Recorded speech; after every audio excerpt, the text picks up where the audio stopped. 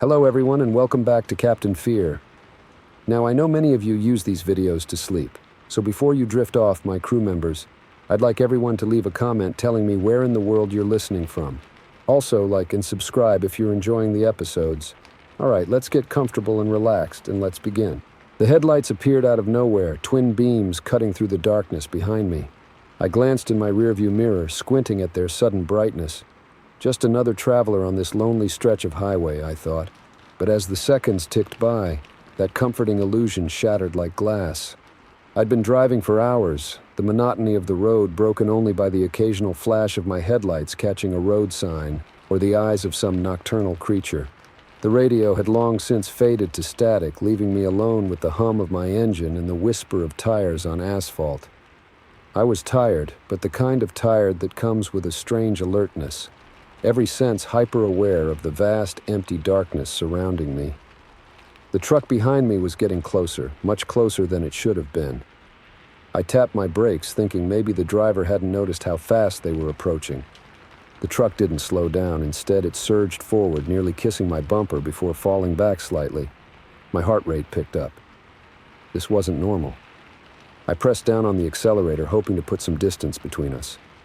The truck matched my speed effortlessly, staying right on my tail. I could see the outline of its massive grille in my mirrors now, looming like some mechanical monster. I tried to rationalize the situation. Maybe the driver was just in a hurry, frustrated by my slower pace. But as the minutes stretched on and the truck remained glued to my rear, that explanation felt increasingly hollow. This was deliberate.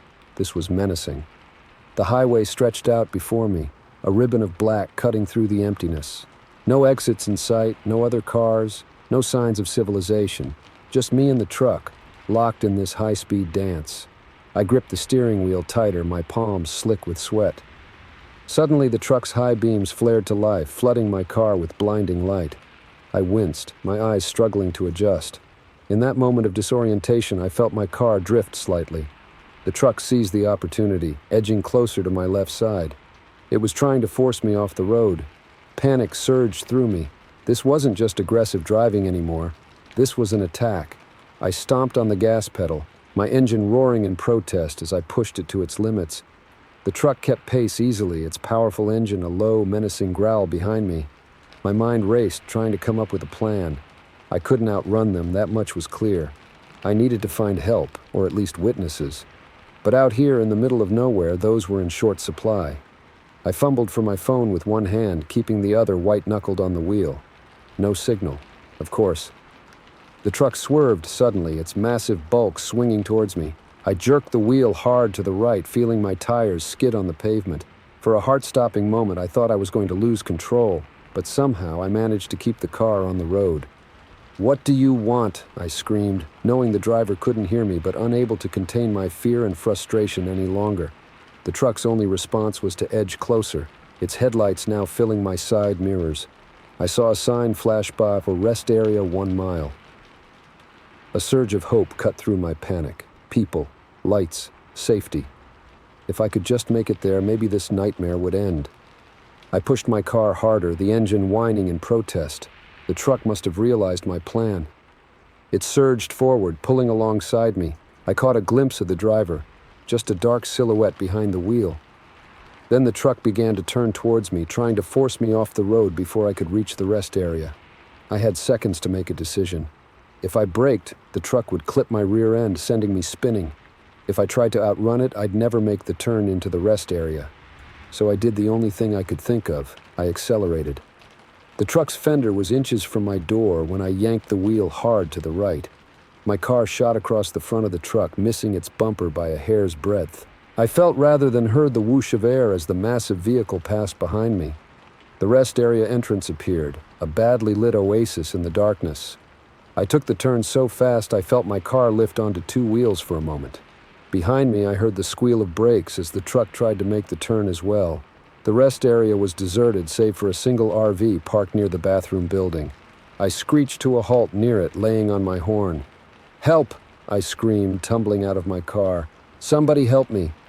I heard the truck entering the rest area, its engine a predatory growl. Lights came on in the RV, and an older man stuck his head out the door. "What's going on?" he called out. Call the police, I yelled, running towards him. That truck, they're trying to run me off the road. The man's eyes widened as he saw the truck. He ducked back inside, and I heard him shouting to someone else. I turned to face my pursuer, my back pressed against the RV. The truck had stopped at the entrance to the rest area. For a long moment, it just sat there, engine idling. I could feel the vibrations of it in my chest. Then, slowly, it began to back up. They're leaving, I said, hardly able to believe it. The old man had reappeared, a shotgun in his hands. Maybe that's what had scared off my pursuer, but the truck didn't leave. Instead, it turned, positioning itself to block the exit, trapping us in. Get inside, the old man said, his voice tense. Marge is on the phone with the police. I didn't need to be told twice. I scrambled into the RV, my legs shaking so badly I could barely climb the steps. Inside, an elderly woman was speaking rapidly into a cell phone, her face pale in the RV's fluorescent lighting. They're coming, she said as she hung up. But it'll be at least 20 minutes. 20 minutes. It might as well have been 20 hours. I peered out the window, watching the truck. It hadn't moved, its headlights illuminating the rest area like some twisted stage. Did you see the driver? The old man asked. I shook my head. Just a shadow, I said. I don't know why they're doing this. I didn't do anything to provoke them. Sometimes people don't need a reason to be cruel, the woman said softly. We waited in tense silence, all of us watching the truck. It was still out there, engine running, headlights on. Waiting. But for what? After what felt like an eternity, we heard sirens in the distance. The truck's engine revved, and for a moment I thought it was going to try to ram the RV. But instead, it peeled out of the rest area, disappearing into the night. When the police arrived, they took our statements and put out an APB on the truck. They offered to escort me to the next town, an offer I gratefully accepted.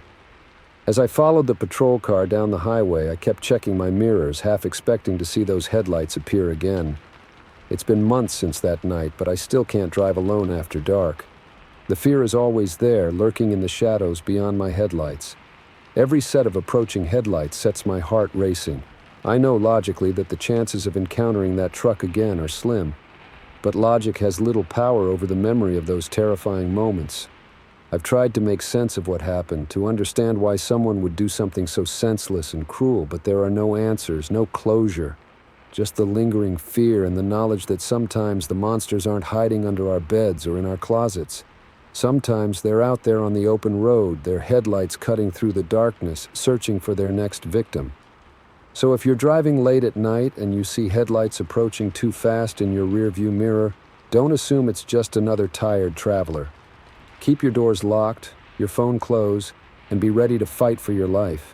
Because out there in the vastness of the night, you never know who or what might be sharing the road with you. Story 2. The flashing hazard lights pierced the darkness like a beacon, drawing me towards the stranded car on the shoulder. I should have kept driving. But in this business, we look out for each other. Little did I know my act of kindness was about to turn into a nightmare. The clock on my dashboard read 2:37 a.m. as I eased my rig onto the shoulder, gravel crunching under the tires. I'd been on the road for 14 hours straight, caffeine and determination keeping me awake as I pushed to make my delivery on time. The lonely stretch of highway cutting through the desert hadn't seen another vehicle for miles. So when I spotted the car with its hood up, I couldn't just drive by. I killed the engine and climbed down from the cab, my boots hitting the asphalt with a thud that echoed in the still night air. The desert cold hit me immediately, seeping through my jacket and making me shiver. I grabbed my flashlight and headed towards the car, its hazard lights casting an eerie red glow on the surrounding landscape. As I approached, a man stepped out from behind the raised hood. He was average height, maybe in his early 30s, with a scraggly beard and clothes that had seen better days. He raised a hand in greeting, a relieved smile spreading across his face. "Man, am I glad to see you," he called out. "I thought I was going to be stuck out here all night." I nodded, playing my flashlight over the engine. "What seems to be the problem?" He shrugged, running a hand through his disheveled hair. "I'm not really sure. It just died on me about an hour ago. I don't know much about cars." I leaned in, checking the usual suspects, battery connections, oil level, coolant. Everything looked fine at first glance. "Have you got a cell phone?" I asked. "Might be best to call for a tow." The man shook his head. "No signal out here. I tried." He paused, then added hopefully, "You wouldn't happen to be heading towards Tucson, would you? If I could just get a ride to the next town, I could call for help from there." I hesitated. Picking up strangers went against every safety rule in the book. But looking at this guy, skinny, harmless-looking, clearly out of his depth, I couldn't bring myself to leave him stranded in the middle of nowhere. "Yeah, I'm heading that way," I said finally. "I can drop you at the next truck stop. It's about 50 miles down the road." The relief on his face was palpable. "Thank you, man. Seriously, thank you. I'm Jake, by the way." "Tom," I replied, extending my hand. His grip was firmer than I expected. "Let's get going. It's freezing out here." Jake grabbed a small backpack from his car and followed me to the truck. As we climbed into the cab, I noticed him looking around, taking in the interior with what seemed like more than casual interest. I chalked it up to curiosity. Not everyone gets to ride in a big rig. I fired up the engine, the familiar rumble a comfort in the unsettling quiet of the desert night. As we pulled back onto the highway, Jake settled into the passenger seat, his backpack clutched in his lap. "So, what brings you out this way?" I asked, trying to make conversation. Jake's response was vague, something about visiting a friend. I nodded, focusing on the road ahead, the white lines hypnotic in the headlights. We drove in silence for a while, the miles ticking by.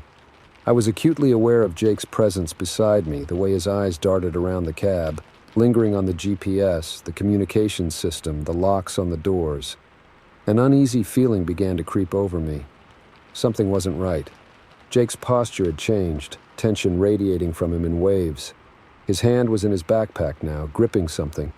Before I could react, Jake's hand emerged from the bag, clutching a wicked-looking knife. "Pull over," he said, his voice cold and hard, nothing like the grateful stranger from earlier.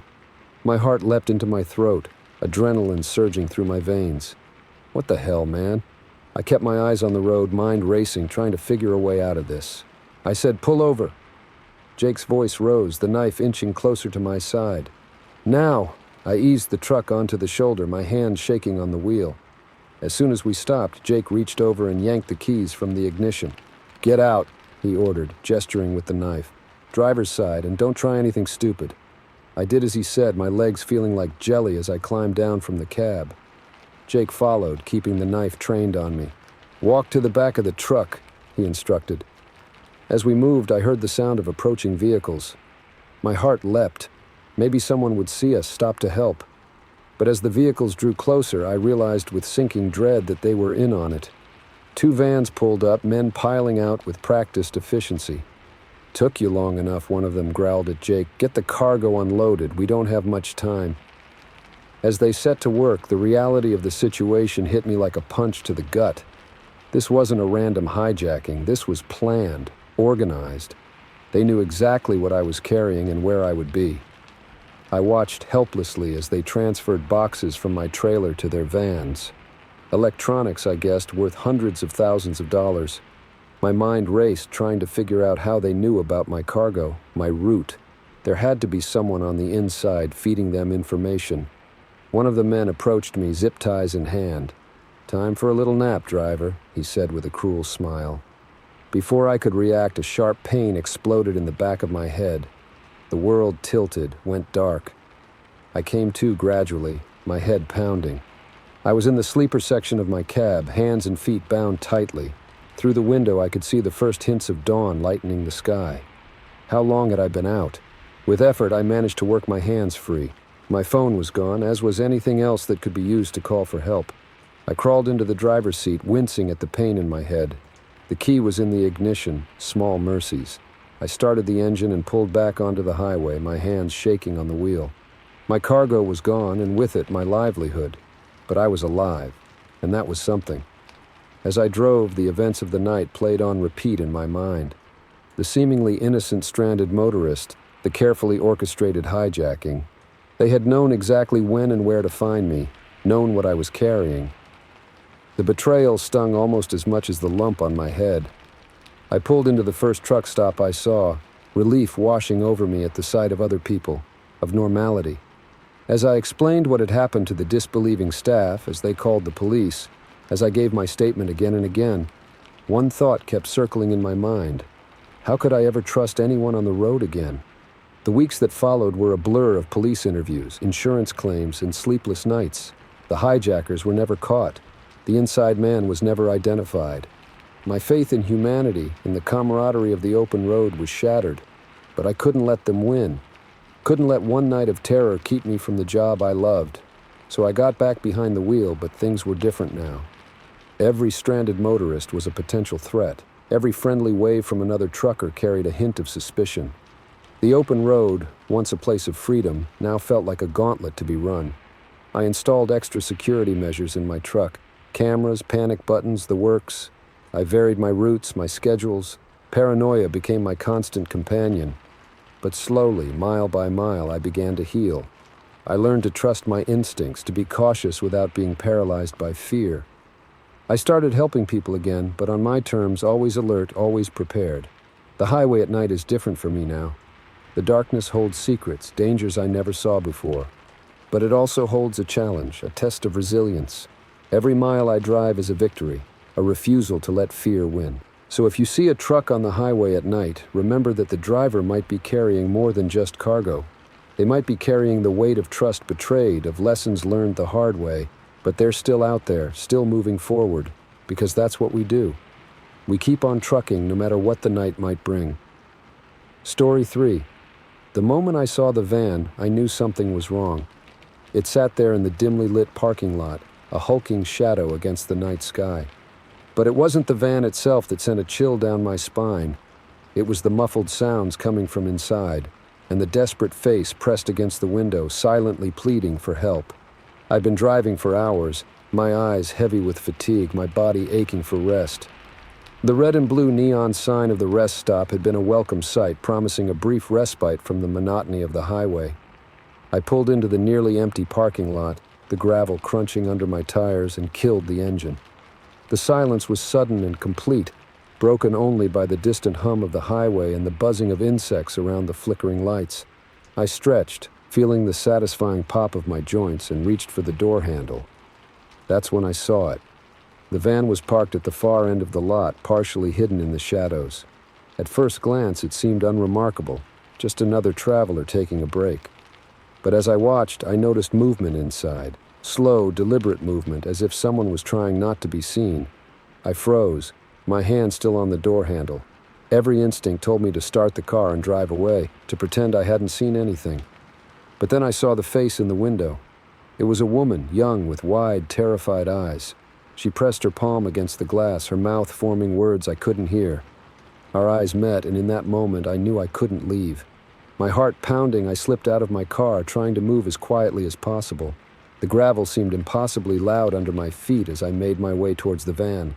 As I got closer, I could hear muffled voices from inside, a man's voice, low and threatening, and the soft, desperate pleas of the woman. I reached for my phone, intending to call 911, but my blood ran cold when I saw the no service message on the screen. Of course, we were in the middle of nowhere, miles from the nearest town. I was on my own. The voices in the van grew louder, more heated. I heard a thud, followed by a muffled cry. I had to do something, and fast. I looked around frantically, searching for a weapon, anything I could use to defend myself. My eyes fell on a tire iron lying in the bed of a pickup truck parked nearby. I grabbed it, the cold metal reassuring in my sweaty palm. Taking a deep breath, I approached the van.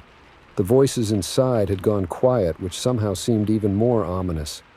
I raised my hand to knock on the door, the tire iron hidden behind my back, when suddenly the side door slid open. A man stepped out, his bulk filling the doorway. He was tall, with a scruffy beard and cold, hard eyes. Those eyes narrowed as they fell on me. "Can I help you?" he asked, his voice deceptively calm. I swallowed hard, my mouth suddenly dry. I thought I heard something," I stammered. "Is everything okay in there?" The man's face hardened. "Everything's fine," he said flatly. "My wife's not feeling well. We're just taking a break." Behind him, I caught a glimpse of the woman. She was huddled in the corner of the van, her eyes wide with fear. She shook her head slightly, a silent plea for help. "Maybe I should talk to her," I said, trying to keep my voice steady. "I know some first aid. I might be able to help." The man's hand shot out, grabbing my arm with bruising force. I said, "She's fine," he growled. "Now mind your own business and get out of here." I stumbled backward, my heart racing. The man advanced on me, his face twisted with anger. In that moment, I knew this was it. I had to act now or never. I swung the tire iron, aiming for his head. He was faster than I expected, ducking under my wild swing. His fist connected with my jaw, sending me sprawling onto the gravel. Stars exploded in my vision as my head hit the ground. I tasted blood in my mouth. The man loomed over me, his fists clenched. "You should have walked away," he snarled. As he reached down to grab me, I heard a scream from the van. The woman had taken advantage of the distraction and was making a run for it. The man turned, momentarily forgetting about me. It was the opening I needed. I swung the tire iron again, this time connecting solidly with the back of his knee. He went down with a howl of pain. I scrambled to my feet, grabbing the woman's hand as she ran past. "Come on!" I yelled, pulling her towards my car. We ran, our feet slipping on the loose gravel. Behind us, I could hear the man cursing, the sound of his pursuit spurring us on. We reached my car and I fumbled with the keys, my hands shaking so badly I could barely get them in the ignition. The woman was sobbing beside me, her eyes fixed on the rearview mirror. "He's coming!" she cried. I finally got the key in and turned it. The engine roared to life just as the man reached us, his face a mask of rage. He slammed his fists on the hood as I threw the car into reverse. Tires squealing, we shot backwards, the man's angry shouts fading as we sped away. I didn't slow down until we hit the highway, my knuckles white on the steering wheel. Beside me, the woman had gone quiet, her breathing ragged. "Are you okay?" I asked, glancing over at her. She nodded, wiping tears from her face. "Thank you," she whispered. I thought I was going to die in there." As we drove, she told me her story in bits and pieces. Her name was Sarah. She'd been hitchhiking, trying to get to her sister's place in the next state. The man, she didn't know his name, had seemed nice at first, offering her a ride. But then he'd refused to let her out, telling her he had plans for her. "I don't know what would have happened if you hadn't shown up," she said, her voice breaking. I reached over and squeezed her hand. "It's over now," I said. "You're safe." We drove through the night, stopping only when we reached a police station in the next town. The officers took our statements, their faces grim as Sarah recounted her ordeal. They promised to send out an alert for the van and its driver. As dawn broke, Sarah and I sat in the station's waiting room, cups of bad coffee cooling in our hands. The adrenaline had long since worn off, leaving us both exhausted and shell-shocked. "What you did back there," Sarah said quietly, "that was incredibly brave. And incredibly stupid." I laughed, wincing at the pain in my jaw. "Yeah, well, I couldn't just drive away, not when I saw you in that window." She nodded, her eyes filling with tears again. "I don't know how to thank you." I shook my head. "You don't have to thank me. I just did what anyone would do." But even as I said it, I knew it wasn't true. How many cars had passed by that rest stop during the night? How many people had seen something and chosen to look away? As we sat there waiting for Sarah's sister to arrive, I thought about how close I'd come to being one of those people. How easy it would have been to start my car and drive away, to tell myself it wasn't my problem. The experience had shaken me to my core, showing me both the darkest and brightest parts of human nature.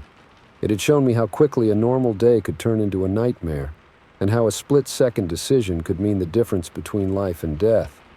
I knew I'd never be able to look at a rest stop the same way again. Every parked van, every muffled sound would bring back the memory of that night. But it had also taught me something important, that in moments of crisis, we have a choice. We can turn away, or we can step up and be the help that someone desperately needs. As Sarah's sister arrived, enveloping her in a tearful hug, I slipped out of the station. The morning sun was bright, promising a new day. I got in my car and started the engine, ready to continue my journey. But as I pulled out of the parking lot, I knew I wasn't the same person who had started this trip. I was someone who had looked into the face of evil and chosen to act, someone who had made a difference. And as I merged onto the highway, the events of the night replaying in my mind, I made a silent promise to myself. No matter what happened, no matter where I was, I would never again look away when someone needed help. Because sometimes, being that one person who stops, who cares, who acts, it can change everything. Story 4. The shortcut seemed like a good idea at the time, a way to shave an hour off my journey, avoid the mind-numbing monotony of the interstate. But as the shadows lengthened and an unfamiliar vehicle appeared in my rearview mirror, I realized my mistake.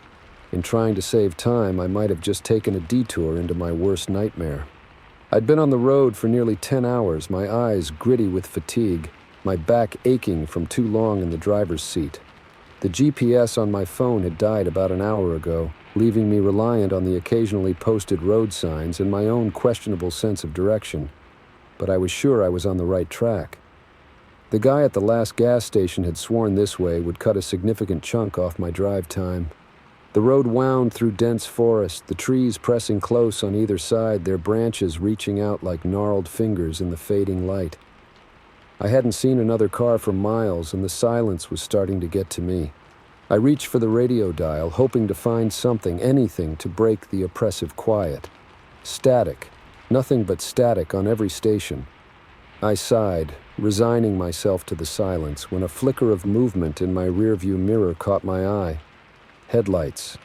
The sight of another vehicle should have been reassuring, a reminder that I wasn't completely alone out here. Instead, a chill ran down my spine. Something about the way the car moved, the aggressive speed with which it ate up the distance between us, set alarm bells ringing in my head. I pressed down on the accelerator, my old sedan protesting as I urged it to go faster. The car behind me matched my speed effortlessly. In the growing darkness, I couldn't make out much.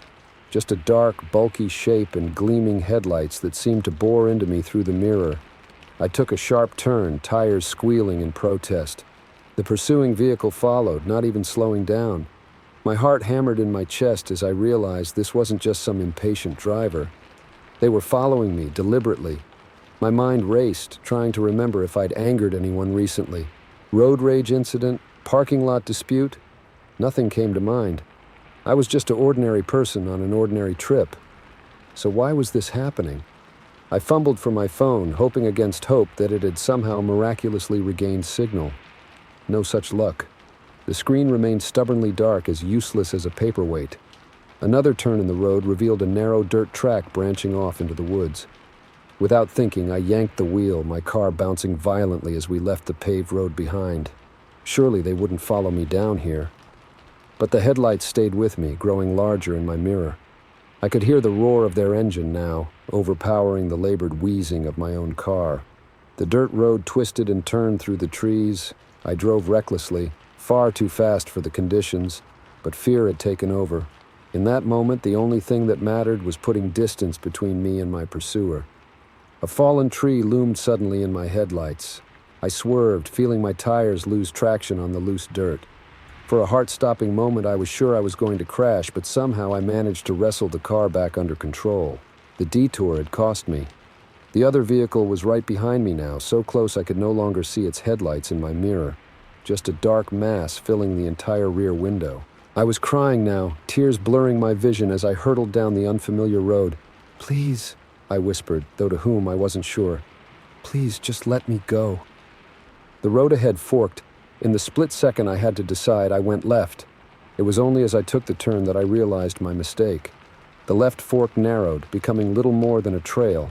Tree branches scraped against my car as I pressed on, wincing at every new scratch and dent. And then, without warning, the trail ended. I slammed on the brakes, my car sliding to a stop mere inches from a steep embankment. I was trapped. Behind me, I heard the other vehicle pull to a stop. Car doors opened and slammed shut. Footsteps crunched on the dirt and gravel. My whole body was shaking as I waited for whatever was going to happen next. Should I get out and face them? Try to reason with them? Or stay locked in my car and hope for a miracle? A sharp rap on my window made the decision for me. I turned slowly, coming face to face with my pursuer for the first time. It was a man, probably in his 40s, with a weathered face and cold, hard eyes. He gestured for me to roll down the window. With trembling hands, I complied, lowering the window just a crack. "What do you want?" I managed to croak out. The man's face twisted into something that might have been a smile, but held no warmth. "You're on private property," he said, his voice gravelly. "This here's a private road." I blinked, confusion momentarily overriding my fear. "What?" I said. "You're trespassing. This whole area belongs to me and my family. We don't take kindly to strangers coming around here." I shook my head, trying to process what he was saying. "I'm sorry. I didn't know. I was just trying to take a shortcut. If you could just point me back to the main road, I'll be on my way." The man's eyes narrowed. "It ain't that simple. You've seen too much. Can't have you running back to town telling people about our little setup here." It was then that I noticed the smell. Acrid and chemical, it drifted from somewhere behind the man's truck. With dawning horror, I realized what it might mean. This wasn't just about trespassing. I'd stumbled onto something much, much worse. "Look," I said, trying to keep my voice steady. "I don't know what you've got going on here, and I don't want to know. I swear, I won't tell anyone anything. Just let me go, please." The man seemed to consider this for a moment. Then he turned to his companions, 2 other men who had been standing silently behind him. They had a brief, whispered conversation that I couldn't make out. Finally, the first man turned back to me. "All right, here's what's going to happen. You're going to follow us back to the main road. We'll escort you to the county line, and then you're going to drive straight on out of here and never come back. Understood?" I nodded frantically, relief washing over me. "Yes, understood, thank you." The drive back felt like it took hours, though it couldn't have been more than 30 minutes. The men's truck stayed right behind me the whole way, a constant reminder of the precarious nature of my situation. When we finally reached the county line, the truck pulled alongside me. The first man leaned out of his window, fixing me with a hard stare. "Remember," he said, "you never saw us. You never came down that road. Far as you're concerned, this whole night never happened. Because if we ever hear otherwise..." He let the threat hang in the air, unfinished but crystal clear. I nodded, not trusting myself to speak. The man held my gaze for a moment longer, then nodded to his driver. The truck pulled away, disappearing into the night. I sat there for a long time, my hands shaking on the steering wheel, trying to process what had just happened. Part of me wanted to drive straight to the nearest police station and report everything. But a larger part, the part still gripped by cold fear, knew that would be a mistake. Eventually, I put the car in gear and drove on, leaving the nightmare behind me. But as the miles ticked by, I knew I'd never really escape it. The memory of that night, the terror and the helplessness, would stay with me forever. I learned some hard lessons that night, about the dangers that can lurk in seemingly innocent shortcuts, about how quickly a normal situation can turn deadly, and about the kind of secrets that hide in the dark corners of the world, secrets that are protected at any cost. These days, I stick to the main roads. I don't take shortcuts, no matter how much time they promise to save, because sometimes the long way around is the safest path, and sometimes an extra hour on the road is a small price to pay for peace of mind. But every now and then, when I'm driving at night and I see headlights appear in my rearview mirror, I feel that old fear creep back in. And I remember that night and the lessons it taught me. That the open road isn't always as free and safe as we like to think. That sometimes the real danger isn't in where you're going, but in how you choose to get there. Story 5. The moment she climbed into my car, I knew I'd made a mistake. Her eyes were wild, darting constantly to the rearview mirror, and her hands wouldn't stop shaking. But it was too late to turn back now. I'd offered her a ride, and in doing so, I'd unwittingly stepped into her nightmare. It had been a quiet night on the road, the kind where the yellow lines seem to hypnotize you and the radio becomes nothing more than white noise. I was about halfway through my cross-country drive, eager to reach my sister's place in Colorado. The last thing I expected was to play hero. I first spotted her at a rundown gas station just off the highway. She was pacing by the payphone, glancing nervously over her shoulder every few seconds. When our eyes met, I saw a desperation that made my heart ache. Against my better judgment, I approached her. "Are you okay?" I asked, keeping my distance to not frighten her further. She looked at me, tears welling up in her eyes. I need to get out of here," she said, her voice barely above a whisper. "He'll be back soon. Please, can you help me?" I hesitated. Every instinct told me to walk away, to not get involved, but the fear in her eyes was real and I couldn't bring myself to abandon her. "Where do you need to go?" I asked. "Anywhere," she replied. "Just away from here." And that's how Sarah ended up in my passenger seat, her small backpack clutched tightly to her chest as we sped away from the gas station. The silence in the car was thick, broken only by her occasional sniffles and the hum of the engine. I'm Alex, I said, trying to break the tension. Do you want to tell me what's going on? Sarah took a deep breath, her knuckles white as she gripped her backpack. It's my boyfriend, she began. Ex-boyfriend now, I guess. He's not a good person. I've been trying to leave for months, but he always finds me. I nodded, keeping my eyes on the road. Is he dangerous? She let out a humorless laugh. Very. He's got a temper, and he doesn't like losing what he considers his property. The way she said property sent a chill down my spine. I pressed down on the accelerator, eager to put more distance between us and the gas station. We drove in silence for a while, the darkness of the night pressing in around us. I was about to suggest we find a motel to rest when Sarah suddenly gasped. "Oh, God," she whispered, her eyes fixed on the rearview mirror. "He's found us." I looked in the mirror and saw a pair of headlights in the distance, growing larger by the second. "Are you sure it's him?" I asked, trying to keep my voice calm. Sarah nodded, her whole body trembling. "That's his truck. I'd recognize it anywhere." My mind raced. We were in the middle of nowhere, no other cars on the road, no towns for miles. I had no idea if Sarah's ex was armed or what he was capable of. All I knew was that I couldn't let him catch us. I pressed the gas pedal to the floor, my old sedan protesting as I pushed it to its limits. The headlights behind us grew larger, the roar of a powerful engine growing louder. "Hold on," I told Sarah as I swerved onto a narrow side road. The car bounced and shuddered on the uneven surface, but I didn't dare slow down. The truck followed, its high beams flooding my rearview mirror with blinding light. I could hear Sarah praying beside me, her words a desperate whisper. Suddenly, the truck surged forward, ramming into our rear bumper. The impact sent us fishtailing, and for a terrifying moment I thought we were going to flip. Somehow I managed to wrestle the car back under control.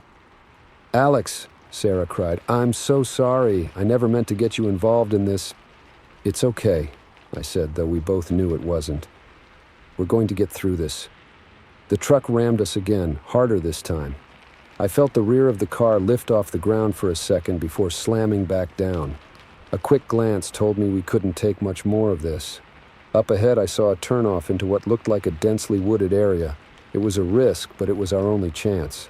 I took the turn at full speed, feeling the car slide on the loose gravel.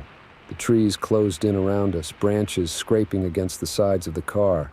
The truck was right behind us, but in the dense forest, its size was a disadvantage. I weaved between the trees, my heart pounding so hard I could feel it in my throat. Suddenly, we burst into a clearing.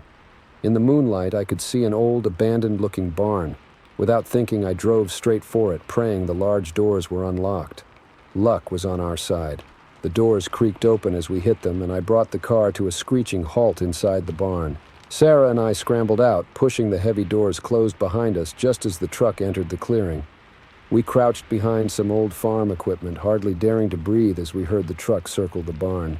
The engine cut off and we heard a car door slam. "Sarah!" a man's voice bellowed. "I know you're in there. Come out now and maybe I won't hurt your new friend too badly." Sarah whimpered beside me and I put a comforting hand on her shoulder. "Is there a back way out of here?" I whispered. She shook her head, her eyes wide with fear. The man outside was getting angrier, his shouts punctuated by the sound of something heavy hitting the barn doors. It wouldn't be long before he broke through. I looked around desperately, searching for anything we could use to defend ourselves. My eyes fell on an old pitchfork leaning against the wall. Not much, but better than nothing. Just as I was about to make a move for it, we heard a new sound. Sirens growing louder by the second. "Police!" a voice called out. "Step away from the building and put your hands where we can see them." The relief that flooded through me was almost painful. Sarah burst into tears beside me, the tension of the night finally breaking. We heard a scuffle outside, angry shouts, and then silence. After what felt like an eternity, there was a knock on the barn door. "This is the police. Is anyone in there?" I stood up on shaky legs. "Yes," I called back. "We're here. We're okay." The next few hours passed in a blur. Police statements, paramedics checking us over, cups of bad coffee at the local station. Sarah's ex was in custody, and she was being connected with a domestic violence support group. As dawn broke, Sarah and I sat on a bench outside the police station, both of us exhausted but too wired to sleep. "Thank you," Sarah said, breaking the silence. "You saved my life tonight." I shook my head. You saved yourself. You were brave enough to leave, to ask for help. I just happened to be there." She smiled, a genuine smile that reached her eyes. "Still, not many people would have done what you did. You're a hero, Alex." I didn't feel like a hero. I felt tired and sore and more than a little traumatized. But looking at Sarah, seeing the hope in her eyes that hadn't been there when I first met her, I knew I'd do it all again in a heartbeat. As the sun rose, painting the sky in brilliant oranges and pinks, I thought about the strange twists of fate that life throws our way. How a simple cross-country drive had turned into a night of terror and bravery. How a chance encounter at a gas station had potentially saved a life. I knew the road ahead wouldn't be easy for either of us. There would be more statements to give, maybe a trial to testify at. The fear and adrenaline of that night would stay with us for a long time. But we had survived. We had fought back against the darkness and won. As Sarah and I parted ways, her to a safe house and me to continue my journey, I realized something profound. Sometimes the most important journeys we take aren't measured in miles, but in the lives we touch along the way. And sometimes being in the right place at the right time can make all the difference in the world. I got back in my car, battered but not broken, and pointed it towards Colorado. The open road stretched out before me, full of possibility and unknown adventures. And for the first time since the chaos of the night began, I smiled. Whatever came next, I was ready for it. Story 6. The neon sign of the Moonlight Motel flickered ominously through the sheets of rain, a last refuge in the storm-swept darkness. As I pulled into the nearly empty parking lot, I had no idea that this haven would soon become a trap, and that the other guests were far from what they seemed. I'd been on the road for 14 hours straight, pushing through fatigue and bad weather to make it to my sister's wedding. The storm had come out of nowhere, a late spring tempest that turned the highway into a treacherous river. Visibility was down to almost nothing, and I knew I couldn't keep driving safely. The Moonlight Motel appeared like an oasis in the desert, its glowing sign a beacon of hope. I parked my car close to the office, the wind howling as I made a dash for the door. A bell tinkled as I entered, shaking water from my jacket. The man behind the counter looked up from an ancient TV set, his wrinkled face arranged into a frown. "Nasty night to be out," he commented, his voice gravelly with age and cigarettes. I nodded, still catching my breath. "Got caught in the storm. You have any rooms available?" He consulted a ledger, running a gnarled finger down the page. "You're in luck. Got one room left. Number 13. I hesitated for just a moment. I'm not usually superstitious, but something about the way he said it made me uneasy. Still, it was better than trying to sleep in my car or risking the road again. "I'll take it," I said, reaching for my wallet. As he handed me the key, his fingers brushed mine. They were ice cold. "Enjoy your stay," he said, his lips curling into what might have been a smile. "And don't mind the other guests. They can be a bit peculiar." I frowned, but before I could ask what he meant, he turned back to his TV, clearly dismissing me. The rain had eased to a drizzle as I made my way to room 13. The motel was L-shaped, with my room at the far end. As I walked, I glanced at the other rooms. Most were dark, but in one I saw a flicker of movement behind the curtains. I could have sworn I saw a face, pale and gaunt, staring out at me. But when I looked again, it was gone. My room was small and sparse, with a musty smell that spoke of long disuse. But it was dry and the bed looked comfortable enough. I set my bag down and flopped onto the mattress, exhaustion finally catching up with me. I must have dozed off because the next thing I knew, I was jolted awake by a scream. I sat up, heart pounding, unsure if I'd dreamed it. Then I heard it again, a high, piercing wail that cut through the night. I jumped up and ran to the door, peering out into the darkness. The rain had stopped, and an eerie silence had fallen over the motel. Then I saw her, a woman in a white nightgown, running barefoot across the parking lot. She was heading for the office. Without thinking, I grabbed my room key and followed her. As I approached the office, I could hear voices.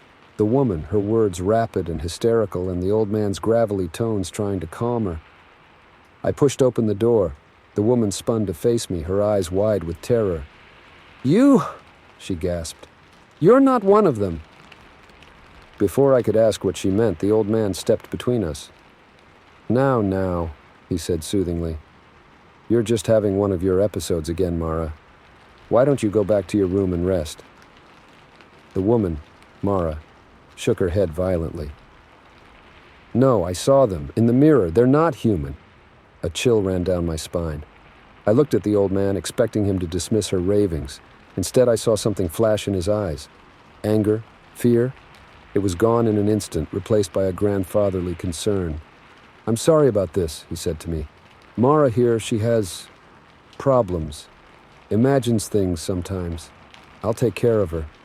You go on back to your room now. But something in Mara's terror felt too real to dismiss. Maybe I should stay, I said. Help out if I can. The old man's face hardened. That won't be necessary. Go back to your room. Now. The command in his voice was unmistakable. I backed away, my unease growing. As I left, I heard Mara's sobs fade behind me. Back in my room, I paced, unable to shake the feeling that something was very wrong. I tried to rationalize it. The woman was clearly disturbed, and the old man was just trying to handle a difficult situation. But why had he been so insistent that I leave? A knock on my door made me jump. I approached cautiously, calling out, "Who is it?" "Please," came Mara's voice, barely above a whisper. "Please help me." I opened the door. Mara stood there, her face tear-stained, her nightgown muddied at the hem. "Can I come in?" she asked, her eyes darting nervously down the walkway. I nodded, stepping aside to let her enter. As soon as the door was closed, she sank onto the bed, her whole body trembling. "You have to believe me," she said. "The people here, they're not what they seem. I've been watching them. At night, when they think no one's looking, they change." "Change how?" I asked, trying to keep my voice calm. She shuddered. "Their faces.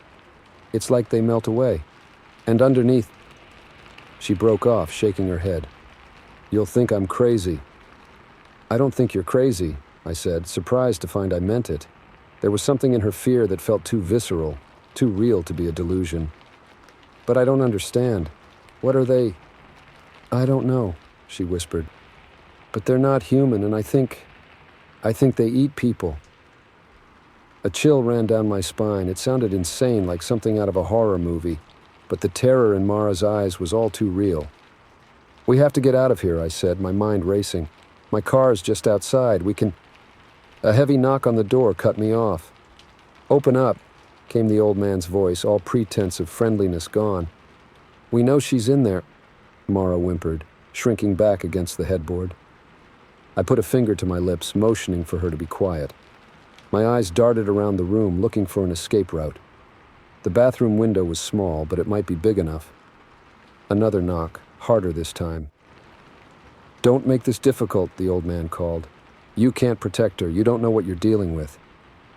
I grabbed Mara's hand and pulled her into the bathroom, locking the door behind us. The window was indeed small, but with some effort, we might be able to squeeze through. As I worked to pry the window open, I heard the main door splinter. They were in the room. "Hurry!" Mara whispered, her voice choked with fear.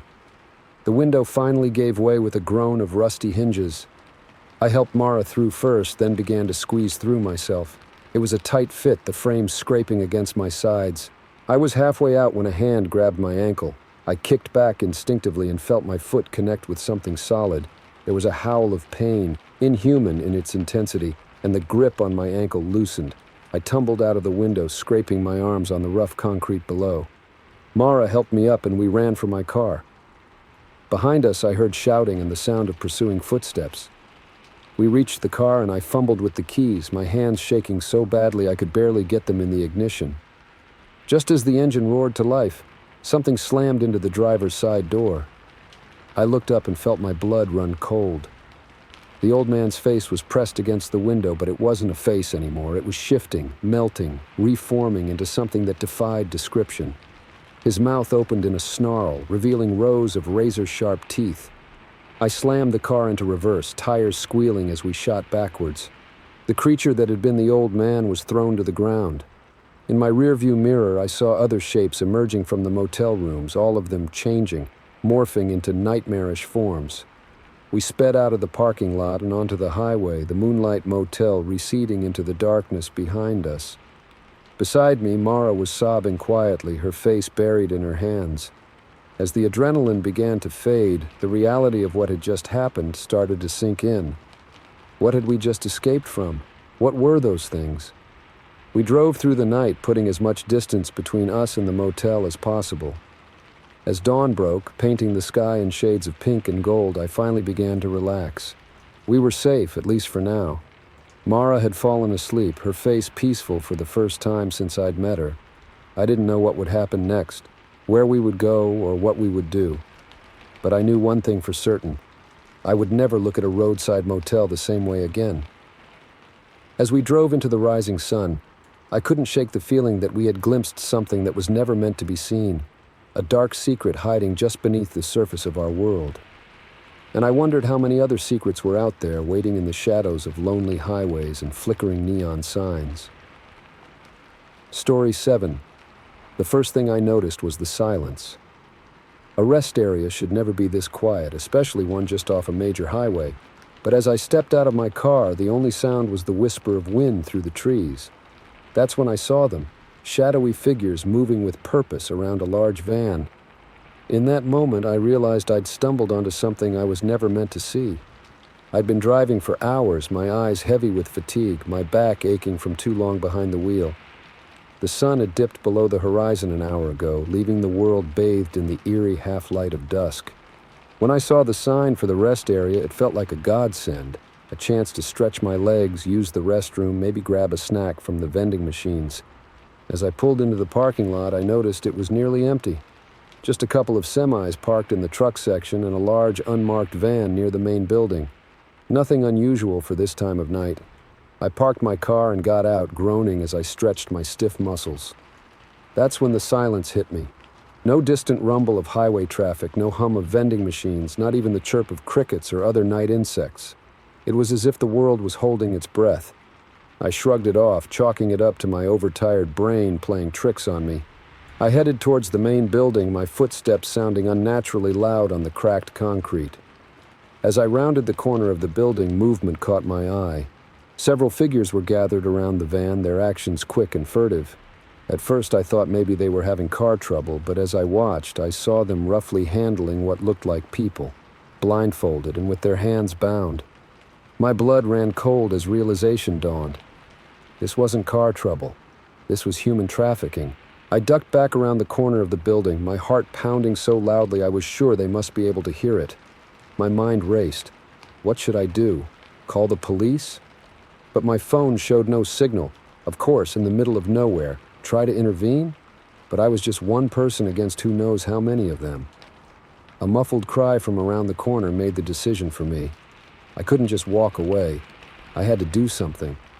I crept along the side of the building, trying to stay in the shadows. As I got closer, I could hear low voices speaking in a language I didn't recognize. I risked a peek around the corner. There were 5 of them, 4 men and a woman. They were loading people into the back of the van. I counted at least 6 victims, all looking terrified and disoriented. My stomach churned with a mix of fear and anger. I needed evidence, proof to show the authorities when I finally got somewhere with cell service. As slowly and quietly as I could, I pulled out my phone and started recording. The quality would be poor in this light, but it was better than nothing. Just as I thought I had enough footage to be useful, disaster struck. My phone, on its last dregs of battery, let out a loud beep and shut off. The sound seemed to echo in the unnatural silence of the rest area. One of the men whipped around, his eyes locking onto me. For a moment, we just stared at each other, both of us frozen in shock. Then he shouted something to his companions, and all hell broke loose. I ran. I ran faster than I ever had in my life, my legs pumping, my lungs burning. I could hear shouts and footsteps behind me, growing closer with every second. These people were fit, used to chasing down their victims. I was just an out-of-shape office worker who spent too much time sitting in a car. I reached my car and fumbled with the keys, my hands shaking so badly I could barely get them in the lock. Just as I heard footsteps rounding the corner of the building, I managed to wrench the door open and throw myself inside. I jammed the key into the ignition and turned it, silently praying to whatever might be listening. The engine roared to life just as one of the men reached my car. He slammed his fists on the window, his face a mask of rage. I threw the car into reverse and floored it, tires squealing on the asphalt. The man jumped back to avoid being hit. In my rearview mirror, I saw the others running towards their van. They weren't going to let me go without a chase. I peeled out of the rest area and onto the highway, pushing my old sedan to speeds it was never designed for. In my mirrors, I could see the van's headlights growing larger by the second. My hands were white-knuckled on the steering wheel, and I could feel sweat trickling down my back. The van was faster than my car, and it was gaining on me. I weaved between the few other vehicles on the road, ignoring their angry honks. The van stayed with me, matching my every move. Up ahead, I saw a sign for an exit. Without thinking, I swerved across 2 lanes of traffic and took it, tires screeching in protest. The van followed, closer now than ever. The exit led to a narrow country road, barely wide enough for 2 cars. I pushed my speed even higher, taking curves at speeds that sent my car fishtailing. But still the van pursued, its headlights filling my mirrors, bathing the interior of my car in harsh light. I was so focused on the van behind me that I almost missed the railroad crossing up ahead. The warning lights were flashing, the barrier starting to come down. I could hear the horn of an approaching train. In that moment, I had to make a decision. Try to beat the train and risk death, or stop and face the human traffickers. The choice was made in a split second. I pressed the gas pedal to the floor, my engine screaming in protest. I aimed for the gap between the lowering barriers and braced myself. My car shot through just as the barrier came down behind me.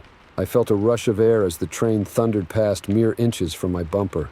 In my rearview mirror, I saw the van screech to a halt, trapped on the other side of the tracks. I had done it. I had escaped. I didn't slow down until I reached the next town, my hands shaking as I pulled into a gas station.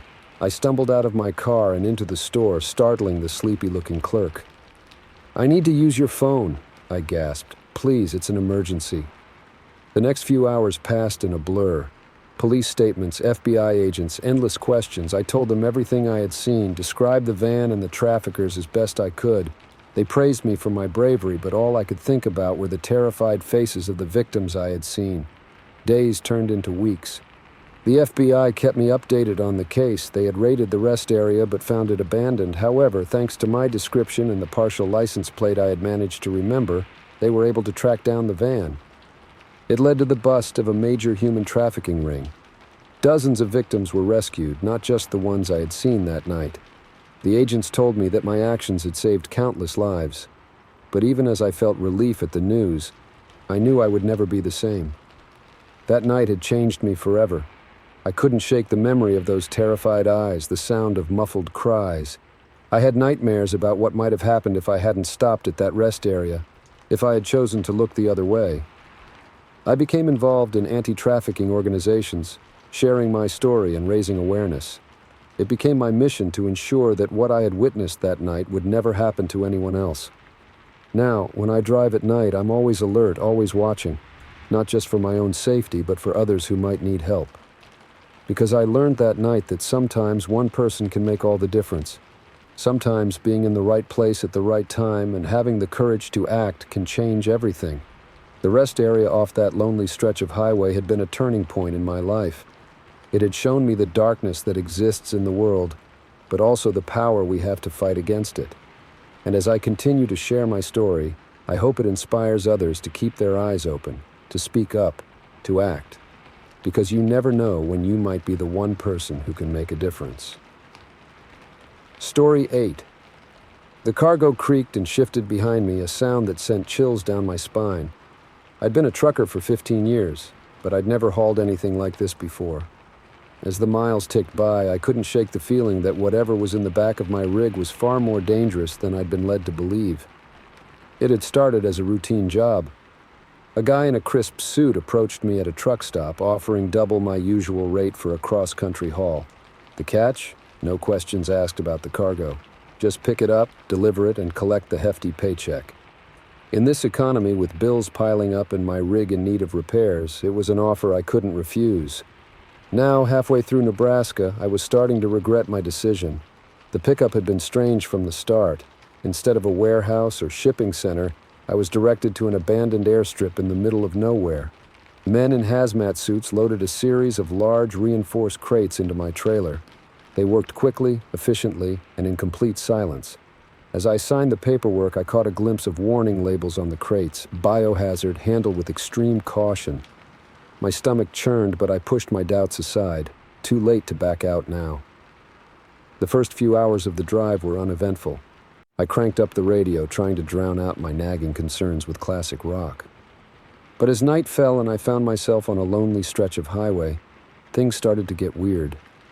It began with a smell, faint at first, barely noticeable over the usual truck odors of diesel and fast food, but it grew stronger, a sickly sweet scent that reminded me of rotting fruit.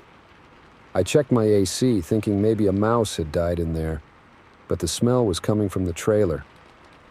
Then came the noises.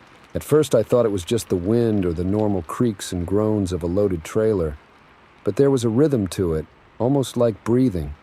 And sometimes when I hit a bump in the road, I could swear I heard something that sounded like a muffled screech. I tried to rationalize it. Maybe it was just livestock, exotic animals being transported to a zoo.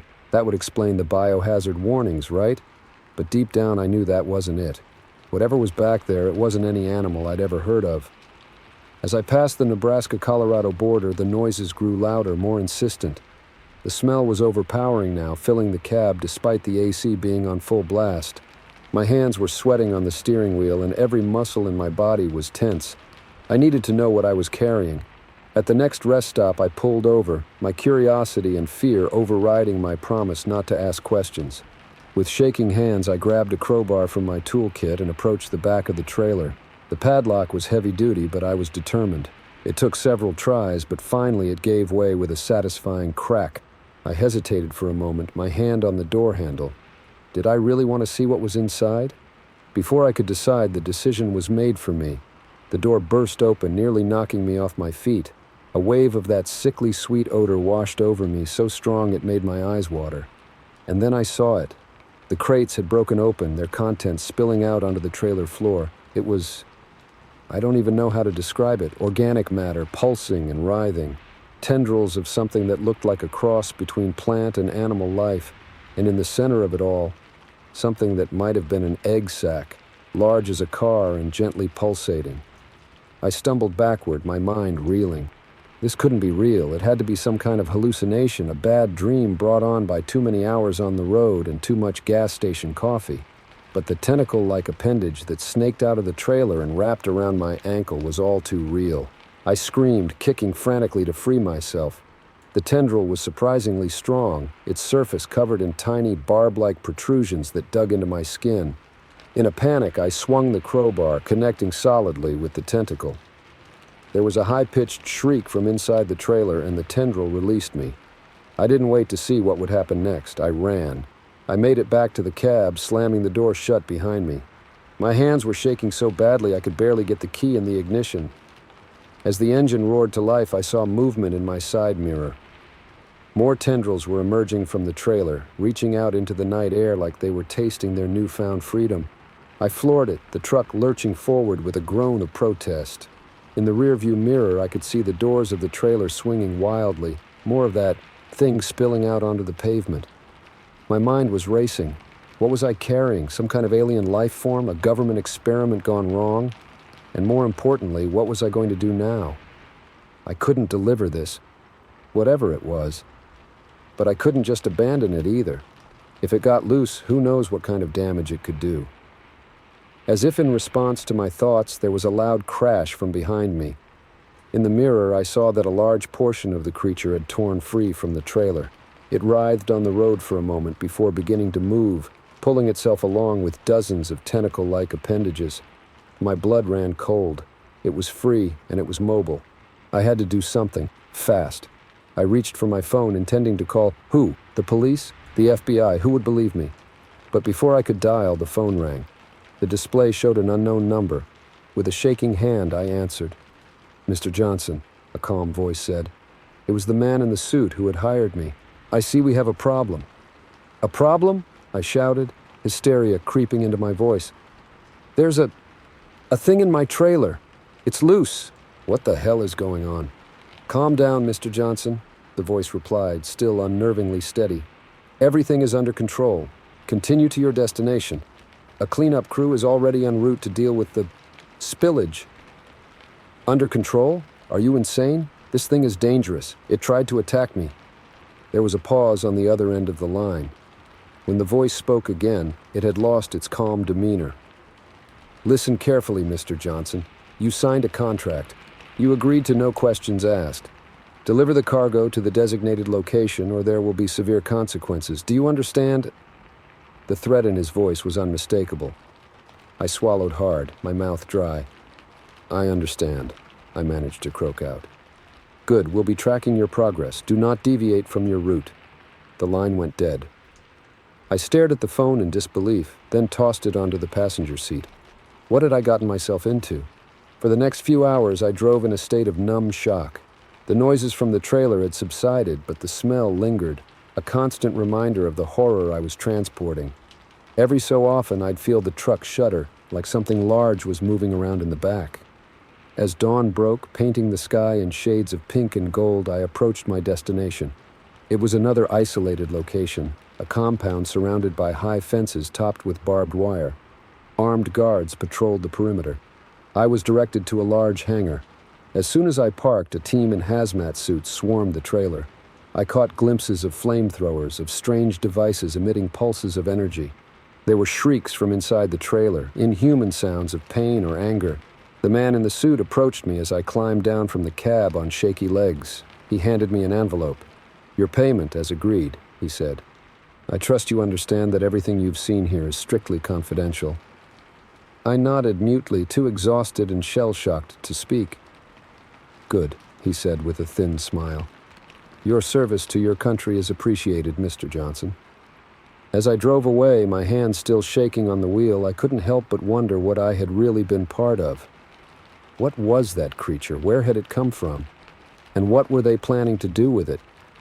One thing was certain, I would never again agree to transport cargo, no questions asked. Some questions, I realized, are too dangerous not to ask, and some answers are better left undiscovered. The open road stretched out before me, but it no longer held the promise of freedom and adventure it once did. Now it was a reminder of the unknown horrors that might be traveling alongside us, hidden in plain sight. As I drove towards home, I couldn't shake the feeling that my encounter with the mysterious cargo was just the beginning of something much larger and more terrifying than I could imagine. Story 9.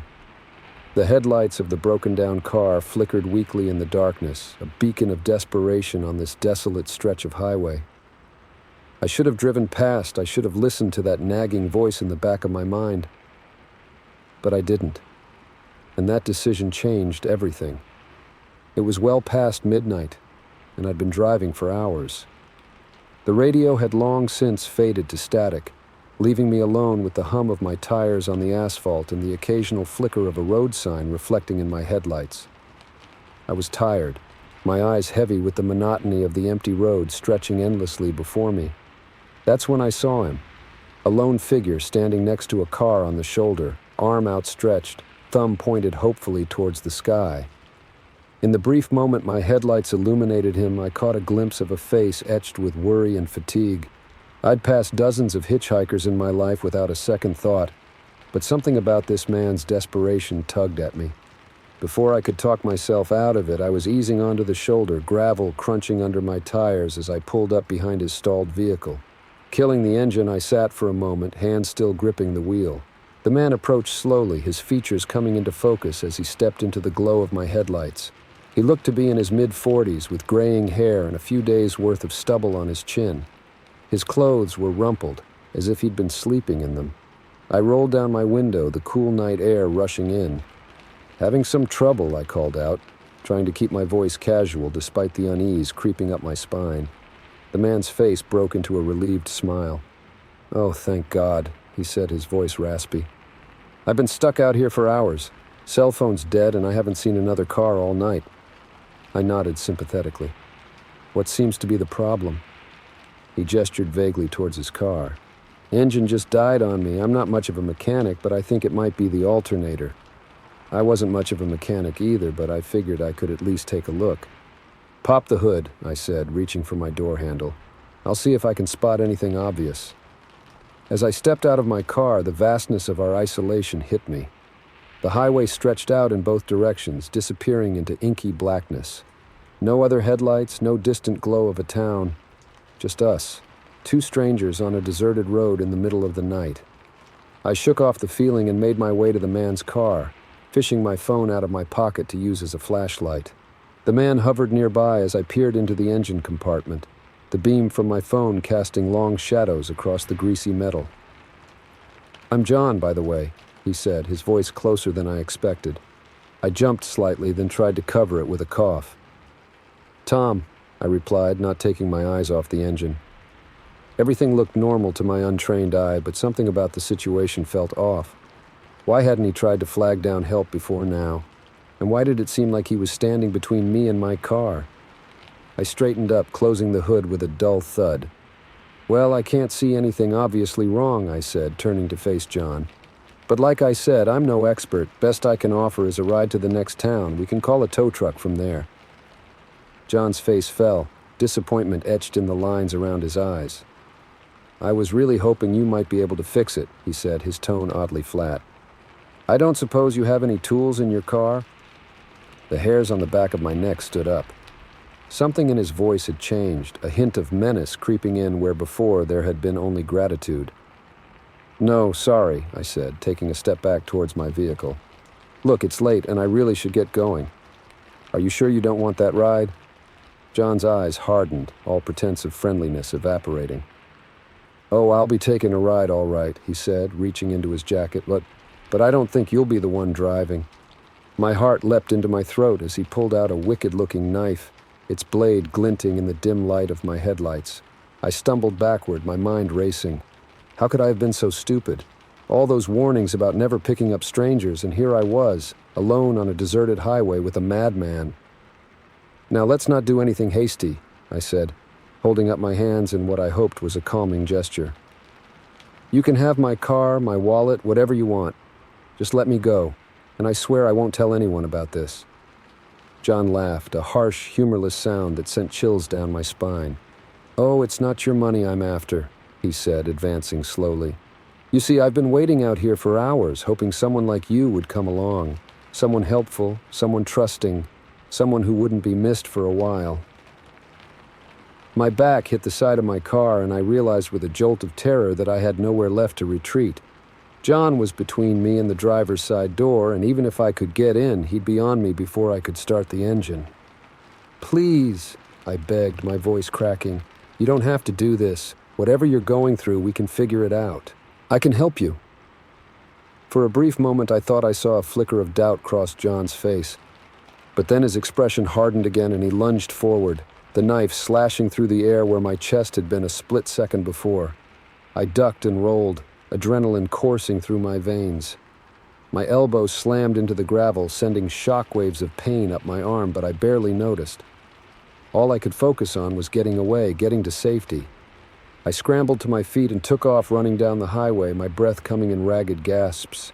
I could hear John behind me, his footsteps crunching on the gravel shoulder. He was shouting something, but the words were lost in the rush of blood pounding in my ears. My lungs burned as I ran, every step feeling like it might be my last. I knew I couldn't outrun him forever. Sooner or later I'd tire out, and then... No, I couldn't think about that. I had to focus on survival, on finding a way out of this nightmare. Up ahead I saw a glimmer of hope, a road sign indicating an exit ramp. If I could just make it there, maybe I could find help, or at least somewhere to hide. I veered off the highway, my feet slipping on the loose gravel as I careened down the exit ramp. In the distance, I could see lights, a gas station or a truck stop, I couldn't tell which, but it meant people, safety. John was still behind me, but his shouts were growing fainter. He was tiring too, I realized. This might be my only chance. I pushed myself harder, ignoring the burning in my legs and the stitch in my side. The lights grew closer, resolving into the fluorescent glow of a 24-hour truck stop. I could see a few semis parked in the lot, their engines idling. With a final burst of speed, I sprinted across the parking lot and burst through the doors of the truck stop. The harsh lighting inside momentarily blinded me, and I stumbled, nearly falling. "Help!" I gasped, my voice hoarse. "Please, someone help me." The few people inside, a couple of truckers and a bleary-eyed cashier, turned to stare at me in shock. I must have been quite a sight, covered in sweat and dirt, wild-eyed with fear. "There's a man," I panted, pointing back towards the highway. "He tried to kill me. Please, call the police." The cashier, to her credit, didn't hesitate. She grabbed the phone and started dialing while one of the truckers, a burly man with a salt and pepper beard, stepped towards me. "Easy there, son," he said, his voice gruff but kind. "You're safe now. Come on, let's get you sat down." As the trucker led me to a booth, I glanced back towards the entrance. Through the glass doors, I could see John standing at the edge of the parking lot, his face twisted with rage and frustration. Our eyes met for a brief moment, and I saw the promise of violence there. But then the wail of police sirens cut through the night, and John turned and ran, disappearing into the darkness. I slumped in the booth, the adrenaline draining from my body, leaving me shaky and exhausted. As I waited for the police to arrive, I couldn't shake the image of John's face from my mind. How many others had he lured in with his broken-down car act? How many hadn't been as lucky as me? When the police finally showed up, I gave them my statement, describing John and his car in as much detail as I could remember. They promised to search the area, but I knew the chances of finding him were slim. He'd had too much of a head start. As dawn broke, painting the sky in shades of pink and gold, I sat in the truck stop, nursing a cup of coffee that had long since gone cold. My car was still out there on the highway, but I couldn't bring myself to go back for it. Not yet. The events of the night played on repeat in my mind. Every decision, every moment that had led me to this point. I had always prided myself on being a good person, on helping others when I could. But now I realized how easily that instinct could be weaponized against me. I knew that eventually I'd have to leave this truck stop. I'd have to go back out into the world, back to my life. But I also knew that I'd never again look at a stranded motorist the same way. The road, I had learned, could be a dangerous place, and sometimes the real monsters were the ones asking for help. Story 10. The first flicker of headlights in my rearview mirror didn't worry me. It was the way they stayed there, hour after hour, matching my every move that turned my routine drive into a nightmare. I never imagined that a simple delivery run could become a fight for survival on the open road. The day had started like any other. I climbed into my rig just as the sun was peeking over the horizon, the familiar smell of diesel and leather welcoming me home. This was a route I'd driven 100 times before, a straight shot across 3 states, delivering auto parts to a warehouse on the outskirts of some forgettable Midwestern town. The first few hours passed in a blur of asphalt and roadside diners. I sang along to the radio, tapped my fingers on the steering wheel, and watched the landscape gradually shift from urban sprawl to endless fields of corn and wheat. It was mindless, peaceful even, the kind of day that reminds you why you chose this life on the road. It was late afternoon when I first noticed the car. A nondescript sedan, dark blue or maybe black. It was hard to tell in the glare of the setting sun. At first, I didn't think much of it. Plenty of people travel long distances on these highways, but as the miles ticked by, I realized it was always there, 3 or 4 car lengths behind me. I changed lanes. It changed lanes. I slowed down. It slowed down. I sped up. It sped up.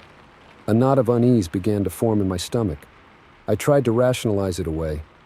Maybe they were just heading to the same town. Maybe it was a coincidence, but deep down I knew better. 20 years on the road teaches you to trust your instincts, and right now mine were screaming that something was very wrong. As darkness fell, the situation grew more tense. The headlights behind me seemed to grow brighter, more aggressive.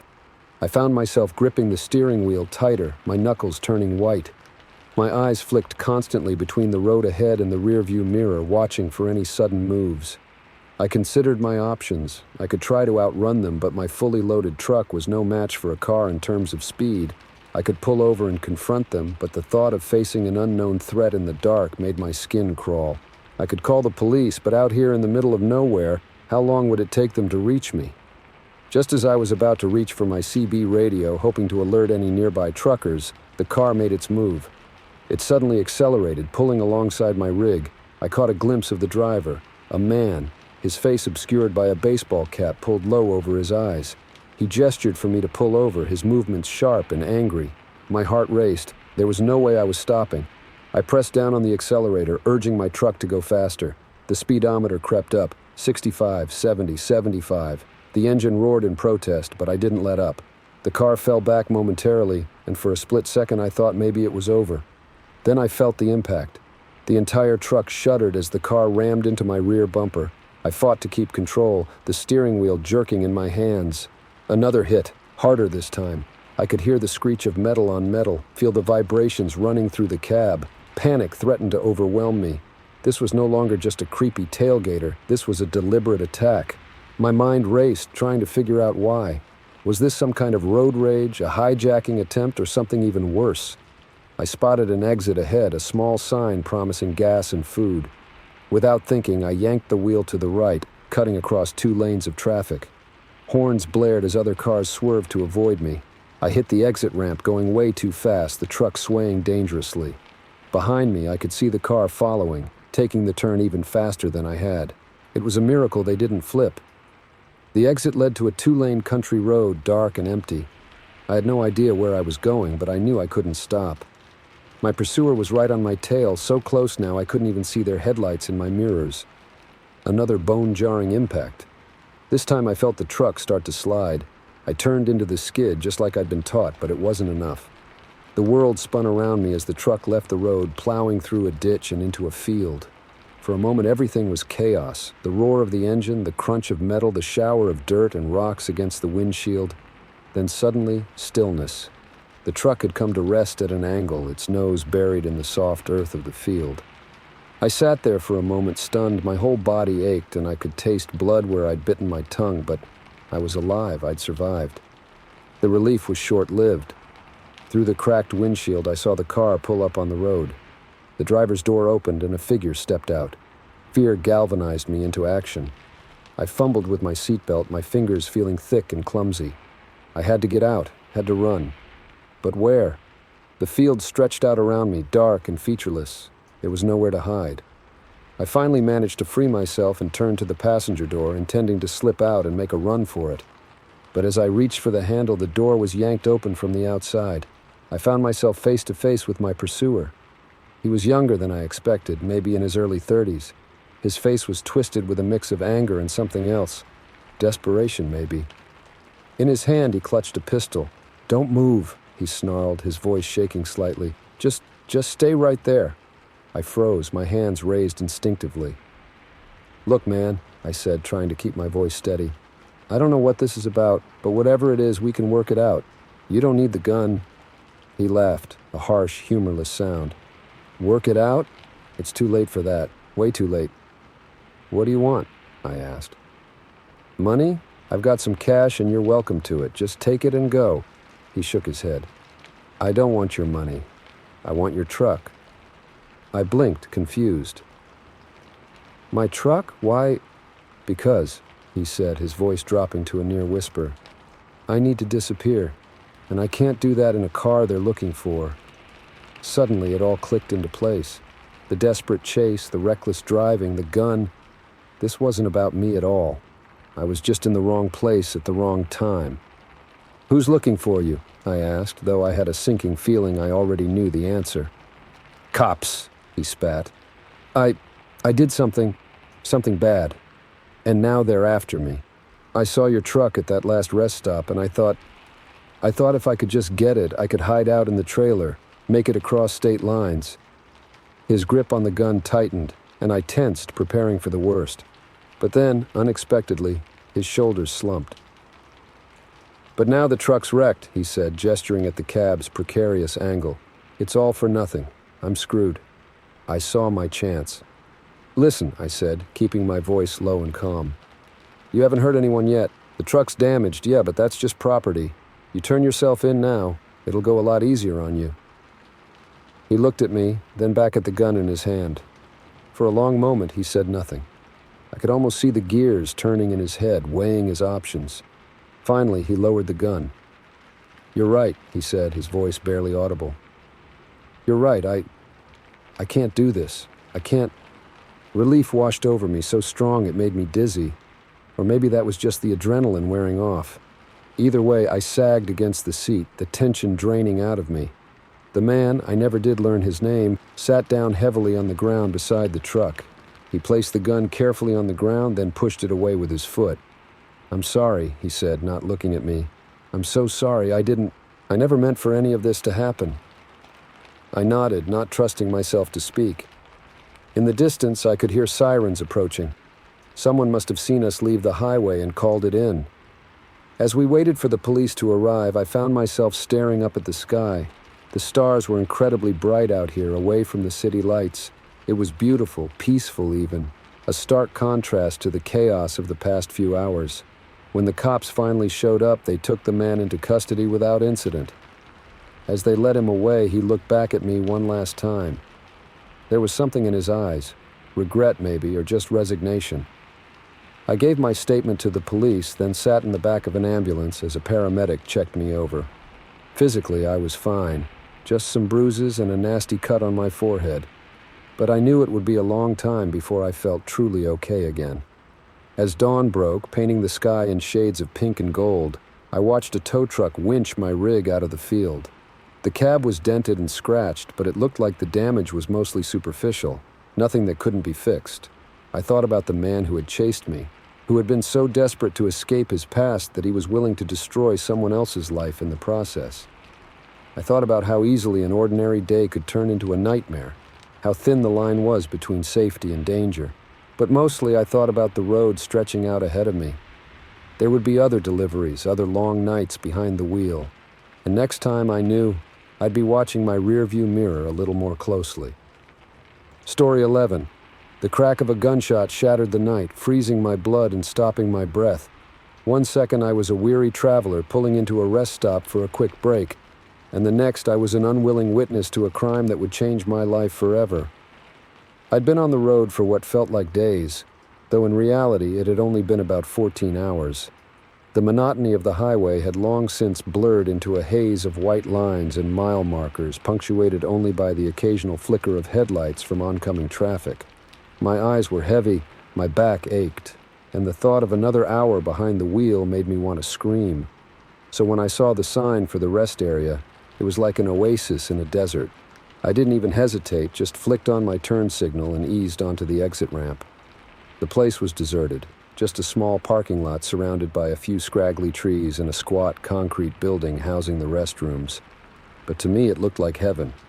I pulled into a spot near the edge of the lot, killed the engine, and just sat there for a moment, enjoying the sudden silence.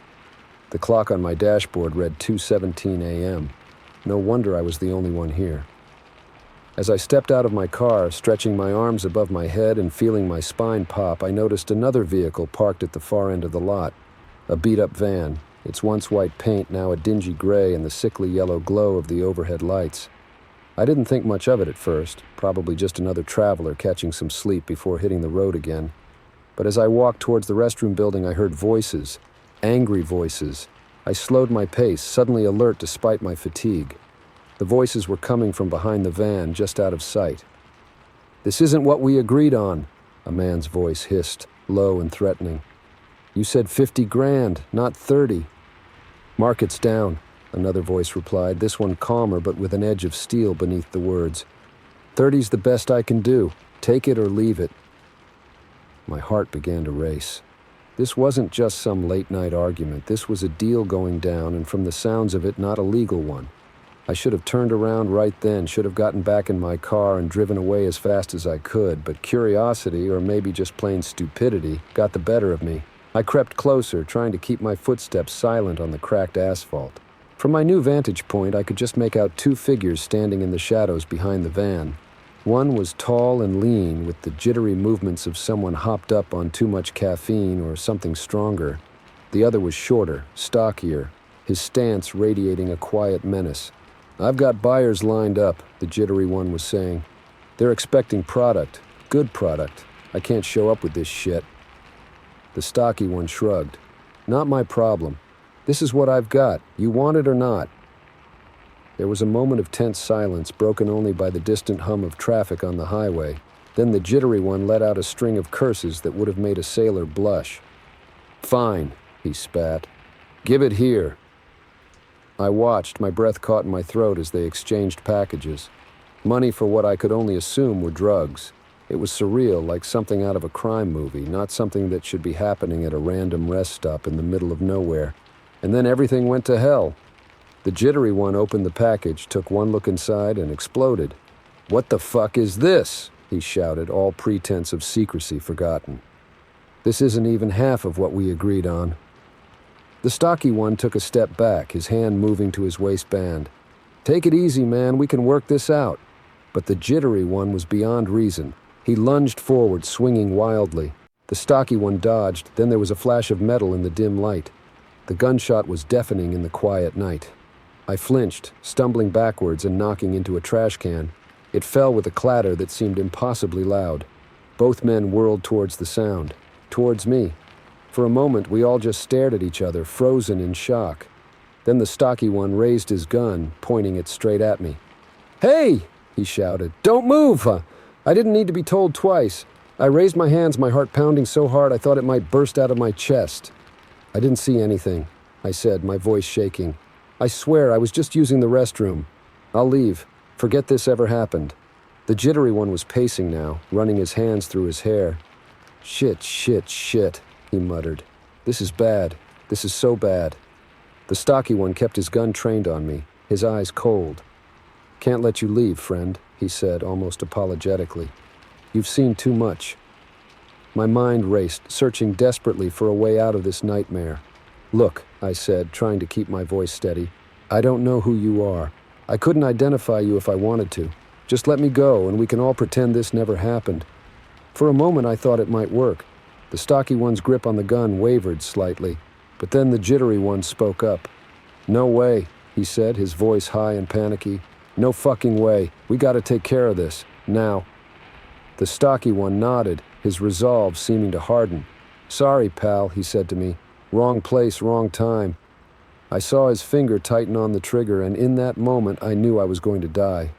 Here in this godforsaken rest stop, killed by strangers over a drug deal gone wrong. It was absurd. It was terrifying. And then, by some miracle, I heard it. The rumble of an engine growing louder. Headlights swept across the parking lot as a semi-truck pulled off the highway. The stocky one swore, lowering his gun. "We gotta go," he said to his partner. "Now." They both rushed to the van, the jittery one practically diving into the passenger seat. The engine roared to life and they peeled out of the parking lot, tires squealing. I stood there shaking as the semi pulled into a spot nearby. The driver, a burly man with a thick beard, climbed down from the cab and gave me a curious look. "You all right, son?" he called out. "You look like you've seen a ghost." I opened my mouth to respond, but no words came out. How could I possibly explain what had just happened? The trucker must have seen something in my face because his expression changed from curiosity to concern. "Hey," he said, walking towards me. "Seriously, are you okay? Do you need help?" That snapped me out of my daze. "Call the police," I managed to croak out. "Please, there were men with guns, drugs. They tried to..." I couldn't finish the sentence, but I didn't need to. The trucker was already pulling out his phone, dialing 911 with one hand while he put the other on my shoulder, steering me towards his truck. "Come on," he said, his voice gentle but firm. "Let's get you somewhere safe while we wait for the cops." The next few hours passed in a blur. Police cars with flashing lights. Questions, so many questions. Giving my statement, trying to remember every detail of what I'd seen and heard. At some point, someone draped a blanket over my shoulders, though I couldn't remember feeling cold. As dawn broke, painting the sky in shades of pink and gold, I sat on the back bumper of an ambulance, a cup of lukewarm coffee clutched in my hands. One of the officers approached me, his face grave. "We've put out an APB on the van," he said. "But honestly, they could be anywhere by now. You're lucky to be alive, you know that?" I nodded numbly. I did know. The reality of how close I'd come to death was starting to sink in, bringing with it a wave of delayed terror that threatened to overwhelm me. "What happens now?" I asked, my voice hoarse. The officer sighed. "We'll need you to come down to the station, make a formal statement. After that, well, it might be a good idea to lay low for a while, just in case. Just in case." The words echoed in my head as I watched the sun rise, wondering how my life had changed so drastically in the space of a few hours. I thought about the long drive ahead of me, the lonely stretches of highway that had seemed merely tedious before and now felt fraught with danger. But as I stood up, my legs shaky but holding, I realized something. I was still here, still breathing, still moving forward. And maybe, just maybe, that was enough for now. I climbed into the passenger seat of a police cruiser, leaving my car to be towed later. As we pulled away from the rest stop, I looked back one last time. In the bright morning light, it looked ordinary, almost peaceful. Just another waypoint on a long journey. But I knew better now. I knew that danger could lurk in the most unexpected places, that a simple choice, to stop or keep driving, could change everything. And I knew that whatever happened next, I'd never look at a rest stop the same way again. Story 12. The first drop of oil on the pavement was like a harbinger of doom. I should have known then that this wasn't just bad luck. It was the beginning of a nightmare that would chase me across state lines and push me to the brink of sanity. It was supposed to be a routine haul, just another long day on the road. I'd been driving trucks for the better part of 2 decades, and I thought I'd seen it all. But as I pulled into that truck stop just outside of Omaha, I had no idea that my life was about to take a terrifying turn. The sun was setting as I eased my rig into a spot at the far end of the lot. I'd been driving since dawn, and my eyes were gritty with fatigue. All I wanted was a hot meal, a shower, and a few hours of shut-eye before hitting the road again. I climbed down from the cab, my boots hitting the asphalt with a familiar thud. That's when I saw it, a small dark puddle forming under the engine. My heart sank. An oil leak out here in the middle of nowhere could mean serious trouble. I crouched down, running my fingers through the slick liquid. It was definitely oil, and fresh too. Cursing under my breath, I popped the hood and started poking around. It didn't take long to find the problem. The oil filter was loose, almost as if someone had deliberately tampered with it. A chill ran down my spine at the thought, but I shook it off. Probably just vibrated loose on the rough roads, I told myself. No need to get paranoid. I tightened the filter, cleaned up the spill as best I could, and topped up the oil. Crisis averted, or so I thought. I headed into the truck stop, got some food, and tried to put the incident out of my mind. A few hours later, I was back on the road, the miles ticking away under my wheels. But something felt off. Maybe it was the way the shadows seemed to linger a little too long in my rearview mirror, or the prickle at the back of my neck that wouldn't go away. Whatever it was, I couldn't shake the feeling that I was being watched. It was around midnight when I first noticed the car. A sedan, dark color, impossible to make out any details in the gloom. At first, I didn't think much of it. Plenty of people travel at night, after all. But as the hours wore on, I realized it was always there, a few car lengths behind me. When I changed lanes, it changed lanes. When I slowed down, it slowed down. By the time dawn was breaking, painting the sky in shades of pink and gold, my nerves were frayed to the breaking point. The car was still there, a constant presence in my mirrors. I tried to rationalize it away. Maybe they were just heading in the same direction. Maybe it was a coincidence. But deep down, I knew better. I decided to test my theory. At the next exit, I pulled off the highway, taking a random turn onto a smaller road. The car followed. My heart started to race. This was no coincidence. I picked up my CB radio, hoping to alert any nearby truckers to my situation. But all I got was static. Either there was no one around, or I didn't want to think about the alternative. The road ahead curved sharply, disappearing into a thick stand of trees. I took the turn fast, tires squealing, then immediately pulled over to the shoulder. I held my breath, waiting. Seconds later, the sedan came around the bend. It slowed as it passed me, and I caught a glimpse of the driver. A man, middle-aged, wearing a baseball cap pulled low over his eyes. He looked right at me, and the expression on his face made my blood run cold. It wasn't anger or surprise, it was recognition. I didn't wait to see what he'd do next. I pulled back onto the road, pushing my rig as fast as it would go. The sedan was right behind me, matching my speed effortlessly.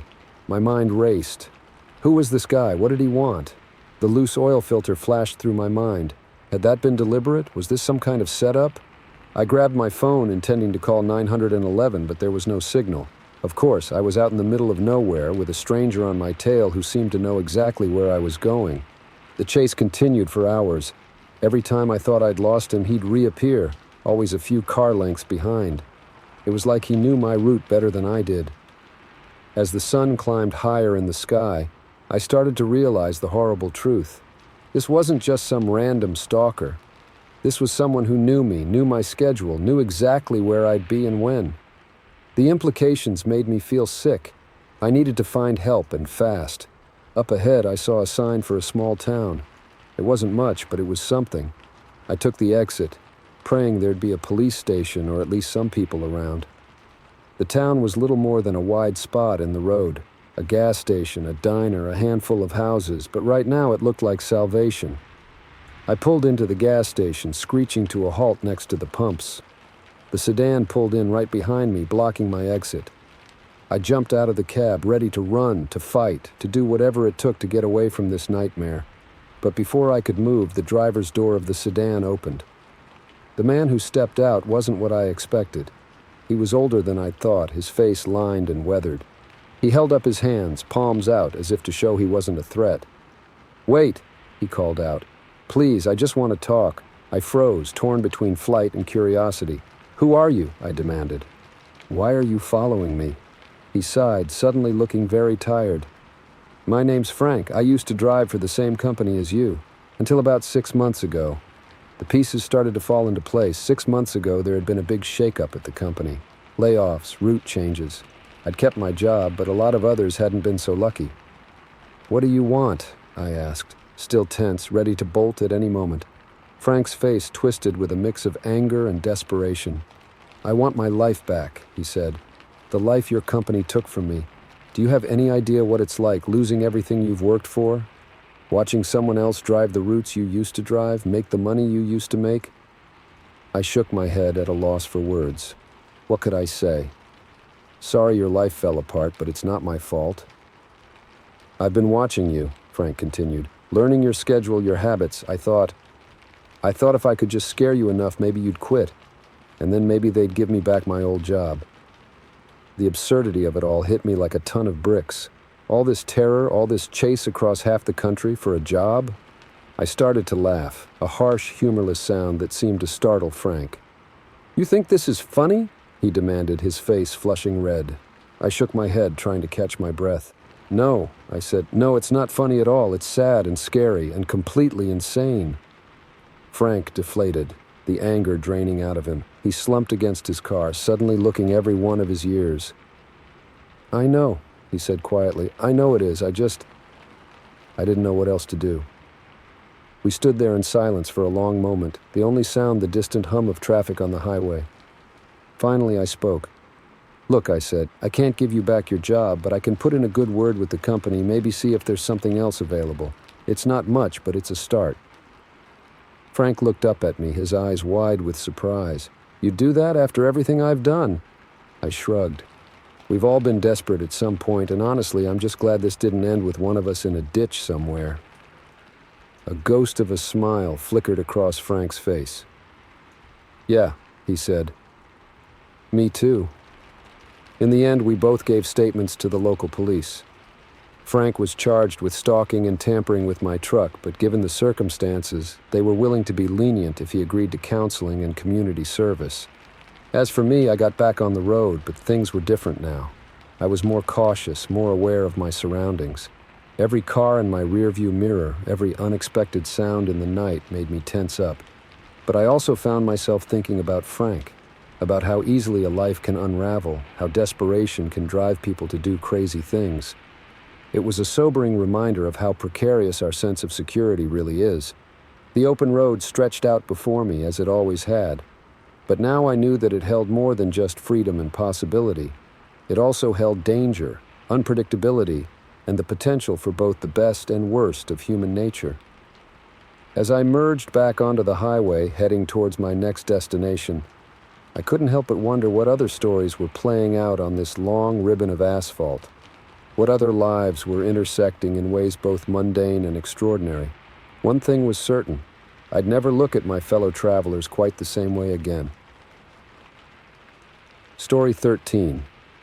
The desert highway stretched endlessly before me, a ribbon of asphalt shimmering in the heat. I never imagined that this desolate landscape would become the backdrop for the most terrifying night of my life, or that the headlights in my rearview mirror would signal the beginning of a nightmare. It was supposed to be a simple road trip. A chance to clear my head after a messy breakup, to feel the freedom of the open road and maybe find some perspective.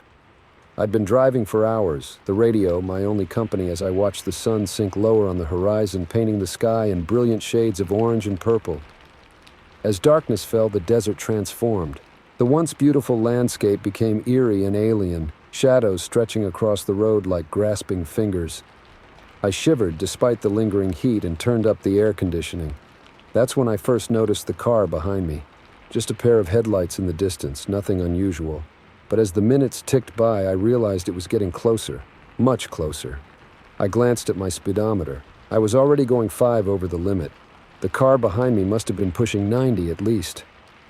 I tensed, gripping the steering wheel tighter as the headlights grew larger in my mirror. Any moment now, I thought, they'll pass me. But they didn't. Instead, the car pulled up right behind me, so close I couldn't even see its headlights anymore. Just a dark shape looming in my rearview mirror. My heart started to race. This wasn't normal. No one drives like this, not even on an empty desert highway in the middle of the night. I pressed down on the accelerator, hoping to put some distance between us. The car matched my speed effortlessly. I tried to stay calm, to think rationally. Maybe they were just in a hurry and didn't want to pass. Maybe their depth perception was off. Maybe.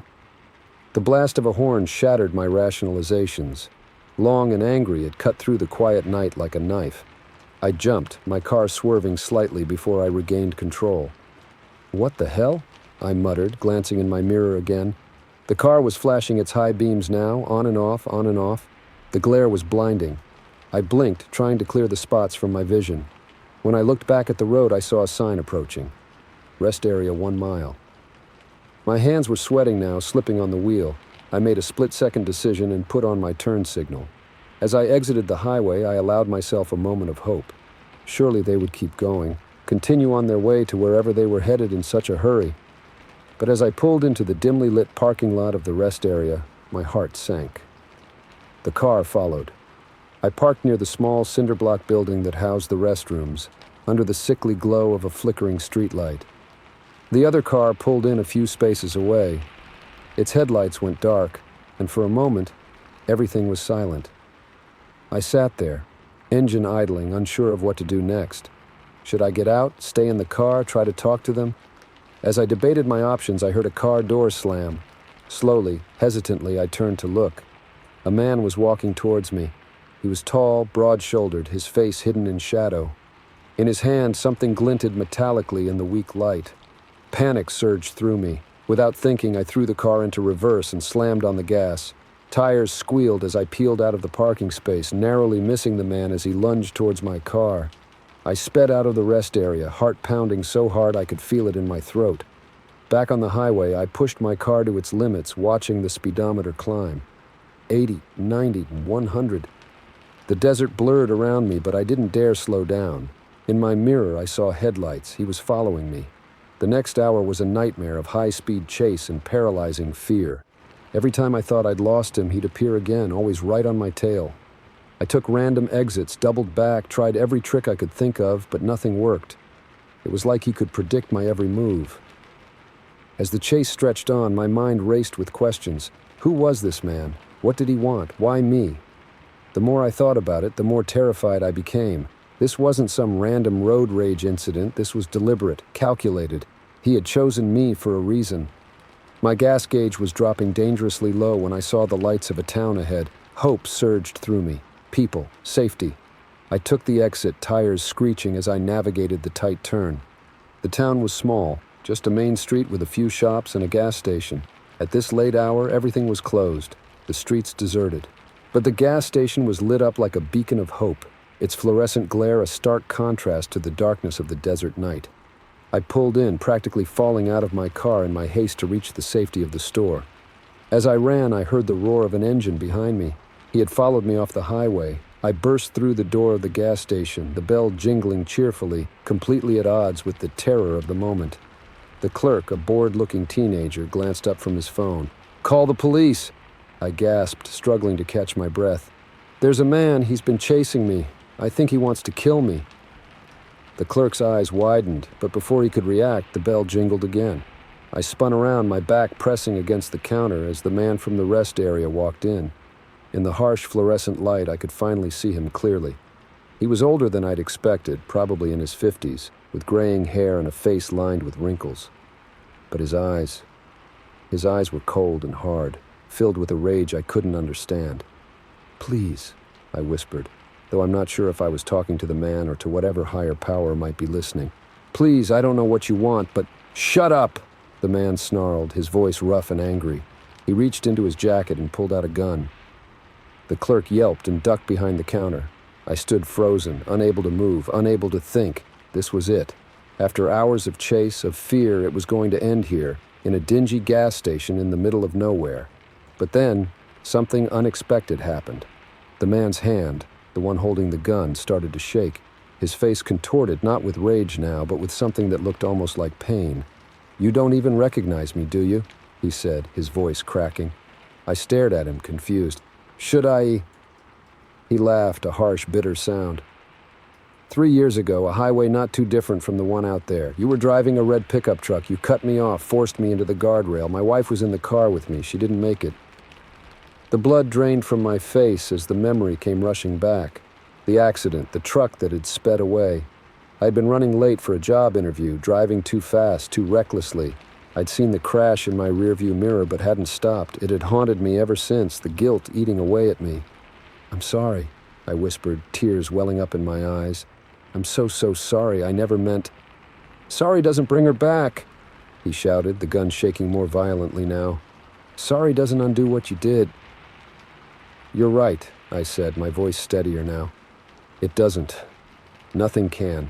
What I did was unforgivable, and I've lived with that guilt every day since it happened. If killing me will bring you peace, then do it. But it won't bring her back. It won't change what happened." For a long moment, we stood there in silence. The only sound, the quiet hum of the refrigerators and the muffled whimpers of the clerk. The man's face was a battlefield of emotions. Anger, grief, confusion, despair. Finally, slowly, he lowered the gun. "No," he said quietly. "No, it won't." He slumped against the wall, suddenly looking old and tired. The gun clattered to the floor. As if on cue, the wail of police sirens filled the air. The clerk must have triggered a silent alarm. Within minutes, the gas station was swarming with officers. In the chaos that followed, statements given, evidence collected, the man led away in handcuffs. I stood in a daze, trying to process everything that had happened, the terror of the chase, the shock of recognition, the weight of my past mistakes crashing down on me all at once.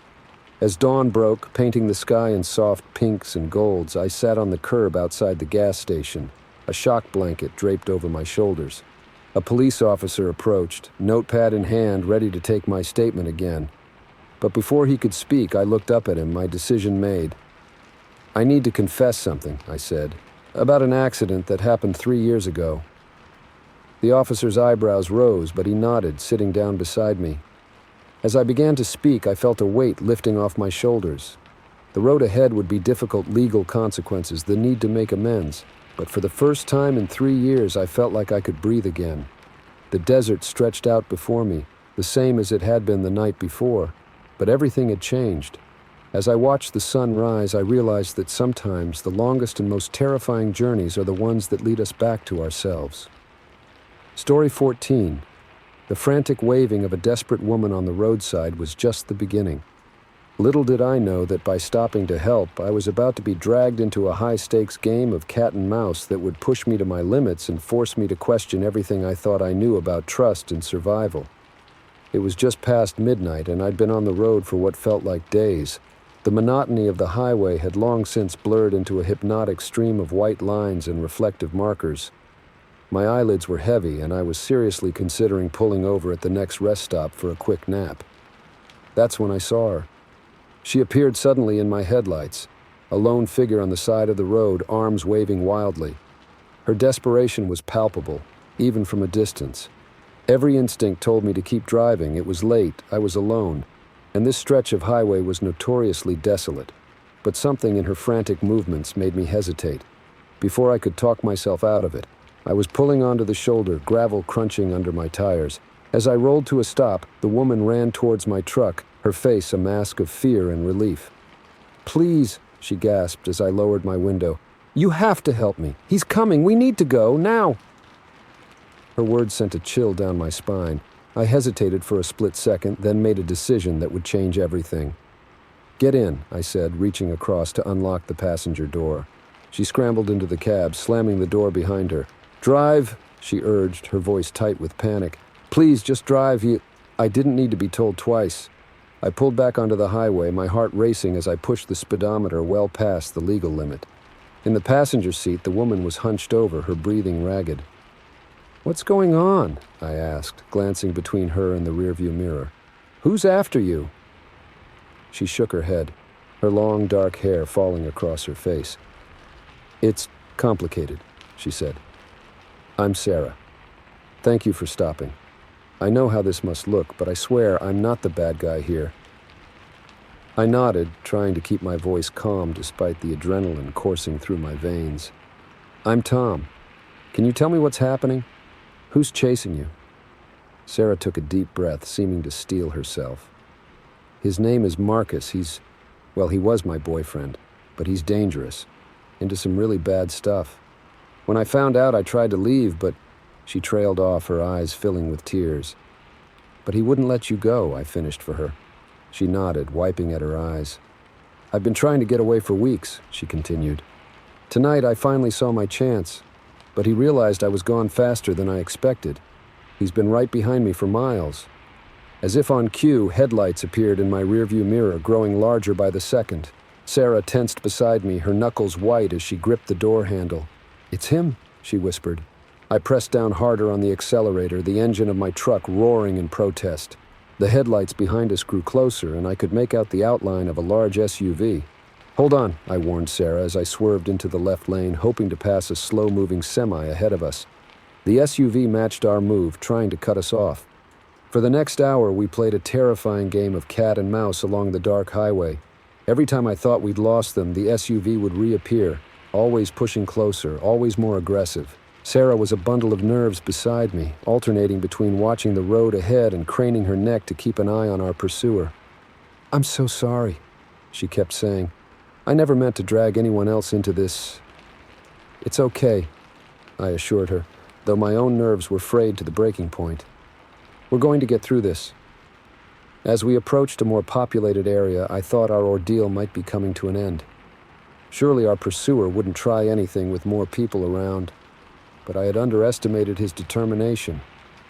The SUV suddenly accelerated, pulling alongside us. I caught a glimpse of the driver, a man with a hard face and cold eyes. He swerved towards us, his vehicle slamming into the side of my truck. Sarah screamed as we fishtailed, the truck sliding dangerously close to the edge of the road. I fought with the wheel, somehow managing to keep us from tipping over. "We can't keep this up," I shouted over the screech of metal on metal. "We need help!" Sarah nodded, fumbling for her phone, but before she could dial, the SUV hit us again, harder this time.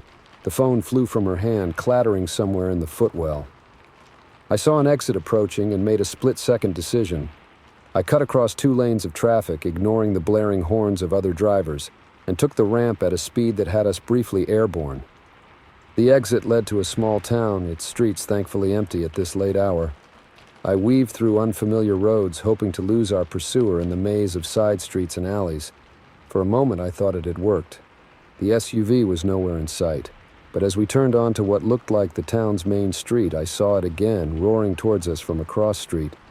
"He knows this town," Sarah said, her voice filled with despair. "Of course he does. This is where we lived." The realization hit me like a punch to the gut.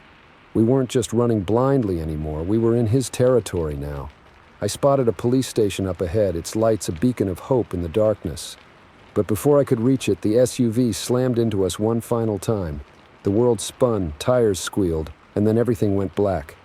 I came to with the taste of blood in my mouth and the sound of Sarah's voice, urgent and frightened. Tom, wake up! We have to go!" I blinked, trying to clear my vision. We were upside down, the truck on its roof. Sarah was already out, reaching back in to help me. In the distance, I could hear footsteps approaching.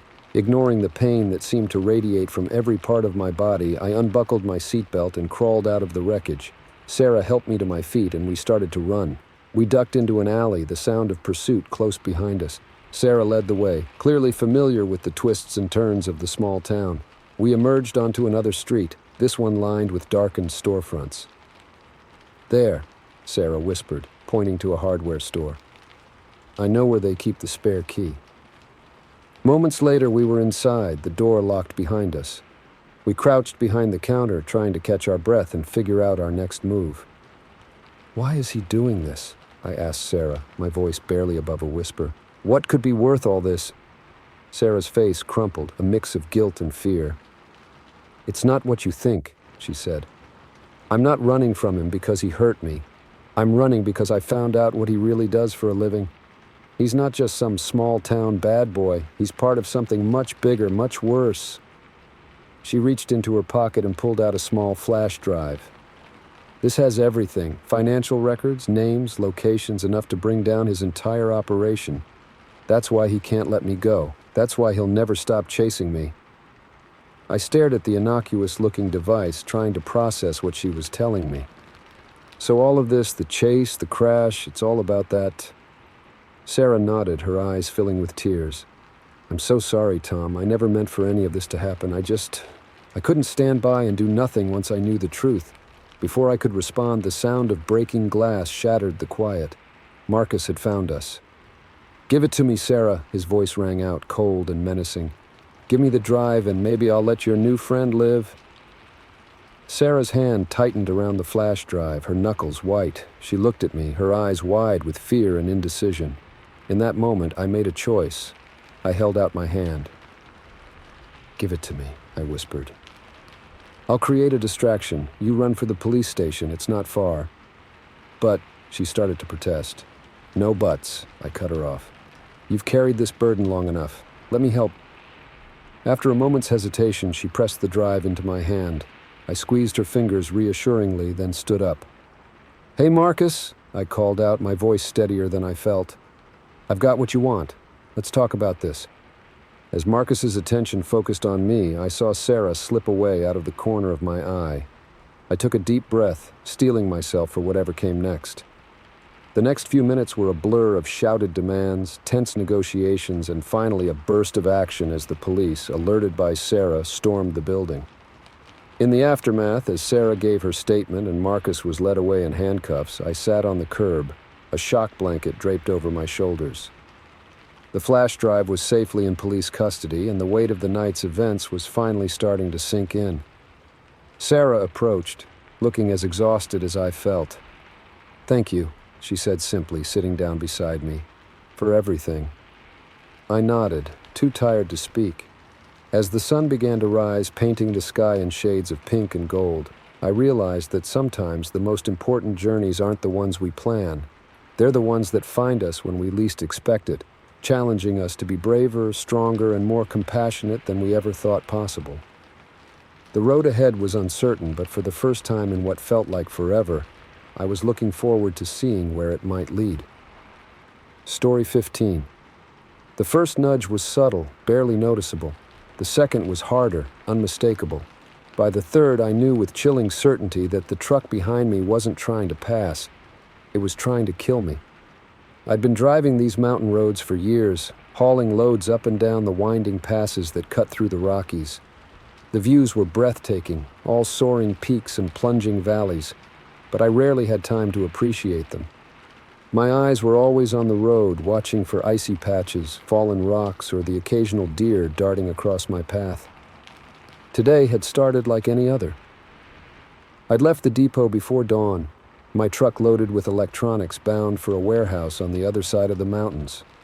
The weather was clear, unusually warm for early spring, and I made good time through the foothills. It was mid-afternoon when I started the climb up to Henderson Pass, the most challenging part of the route. The road here was a marvel of engineering, cut into the side of the mountain with sheer rock face on one side and a stomach-churning drop on the other. There were guardrails, of course, but they seemed flimsy compared to the vast emptiness beyond them. I just rounded a particularly tight bend when I first noticed the truck behind me. It was following closer than I liked, its grille looming large in my mirrors. I tapped my brakes, hoping the driver would take the hint and back off. They didn't. If anything, they got closer. I frowned, checking my speedometer.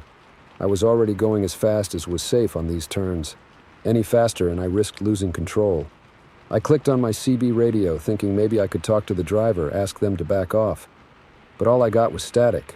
That's when the first nudge came. Just a light bump, barely enough to jolt my coffee in its cup holder. But on a road like this, with a drop of hundreds of feet just inches away, even a small bump was cause for alarm. I gripped the wheel tighter, my knuckles turning white. Okay, I thought, maybe it was an accident. Maybe they'd just gotten distracted for a second and drifted too close. But then came the second hit, harder this time. My truck swayed dangerously close to the edge. I felt my heart leap into my throat as I wrestled with the steering wheel, fighting to keep the rig on the road. "What the hell?" I muttered, glancing in my side mirror.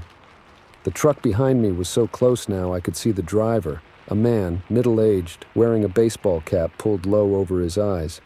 And he was smiling. Not the friendly smile of a fellow trucker, but something cold and predatory that made my blood run cold.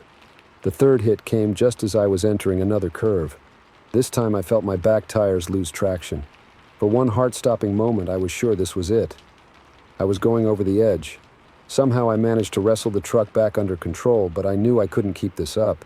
Sooner or later, he was going to succeed in running me off the cliff. I needed help, and I needed it now.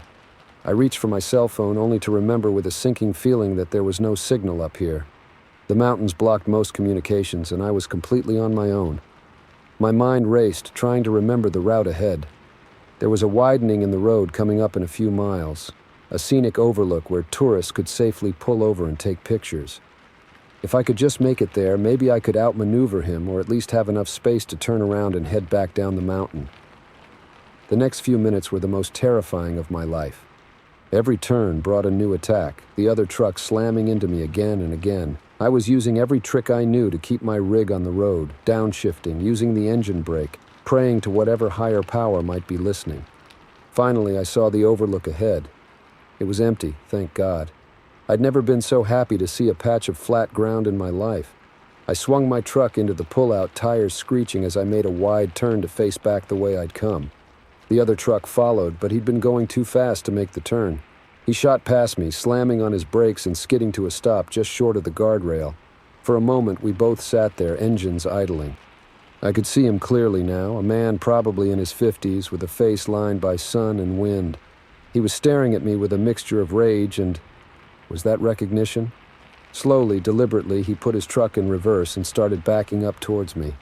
I knew I should run, should try to get away while I had the chance. But something kept me rooted to the spot. I needed to know why. Why was he trying to kill me? He stopped his truck a few feet from mine and climbed out. I tensed, ready to slam my door locks, but he made no move to approach. Instead, he just stood there, staring at me through my windshield. "You don't remember me, do you?" he called out, his voice carrying easily in the thin mountain air. I shook my head, my throat too dry to speak. "3 years ago," he continued. "This same road. You were in a hurry, cut me off on one of the turns. I went into the guardrail, totaled my rig, broke my leg in 3 places. The memory came rushing back, hitting me like a physical blow. I did remember. I'd been running late for a delivery, taking risks I shouldn't have. I'd seen the accident in my rearview mirror, but hadn't stopped. It had eaten at me for months afterward, the guilt gnawing at my conscience. "I'm sorry," I called back, my voice shaking. "I'm so sorry, I never meant—" "Sorry doesn't cut it," he roared, his face contorting with rage. "Sorry doesn't give me back the 2 years I spent in physical therapy. Sorry doesn't pay the medical bills that bankrupted me. Sorry doesn't undo what you did." He took a step towards my truck, and I instinctively shrank back in my seat. But then he stopped, seeming to deflate. "I lost everything because of you," he said, his voice quieter now, but no less intense. "My job, my savings, my marriage, everything. And you just drove away like it was nothing." The weight of what I'd done crashed down on me. I'd known I'd caused an accident, but I'd never known the full extent of the damage. Never allowed myself to think about the life I might have ruined with my recklessness. Slowly, cautiously, I opened my door and stepped out. He tensed but didn't move. "You're right," I said. "Sorry isn't enough. Nothing I can say will undo what happened. But this, trying to kill me, it won't fix anything either. It won't give you back what you lost." He laughed, a harsh, bitter sound. Maybe not, but it sure would make me feel better. We stood there in silence for a long moment, the wind whipping around us, the endless drop of the cliff a constant reminder of how close I'd come to death. Finally, I spoke again. What if I turned myself in? Admitted what I did, faced the consequences? Would that help? He looked at me sharply, suspicion clear in his eyes. You'd do that? I nodded. Yes, it's what I should have done 3 years ago. I was a coward then, but I'm trying to be better now. For a moment, I thought he might refuse, might decide that revenge was sweeter than justice. But then his shoulders slumped and he nodded. Okay, he said, okay, let's do that. The drive back down the mountain was tense, to say the least. He followed me, but at a safe distance this time. When we finally got cell service again, I called the police myself and told them everything. The legal aftermath was messy and painful. I lost my commercial driver's license, paid a hefty fine, and narrowly avoided jail time. But compared to what could have happened up on that mountain, it felt like getting off easy. As for the man, Jim was his name. I never saw him again after the trial. But I heard through the grapevine that he'd used the settlement money to start a small trucking company of his own.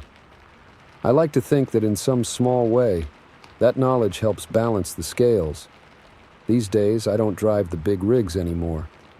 Can't with my record. But sometimes when I'm in my car and I see a semi on the highway, I think about that day on the mountain, about how close I came to losing everything and how sometimes the road to redemption is as winding and treacherous as any mountain pass. It's a reminder that every action has consequences, that the choices we make can echo through years and lives in ways we never imagined. And it's a lesson I carry with me every time I get behind the wheel, a silent promise to be better, to be more careful, to never forget the lives that hang in the balance with every turn of the key.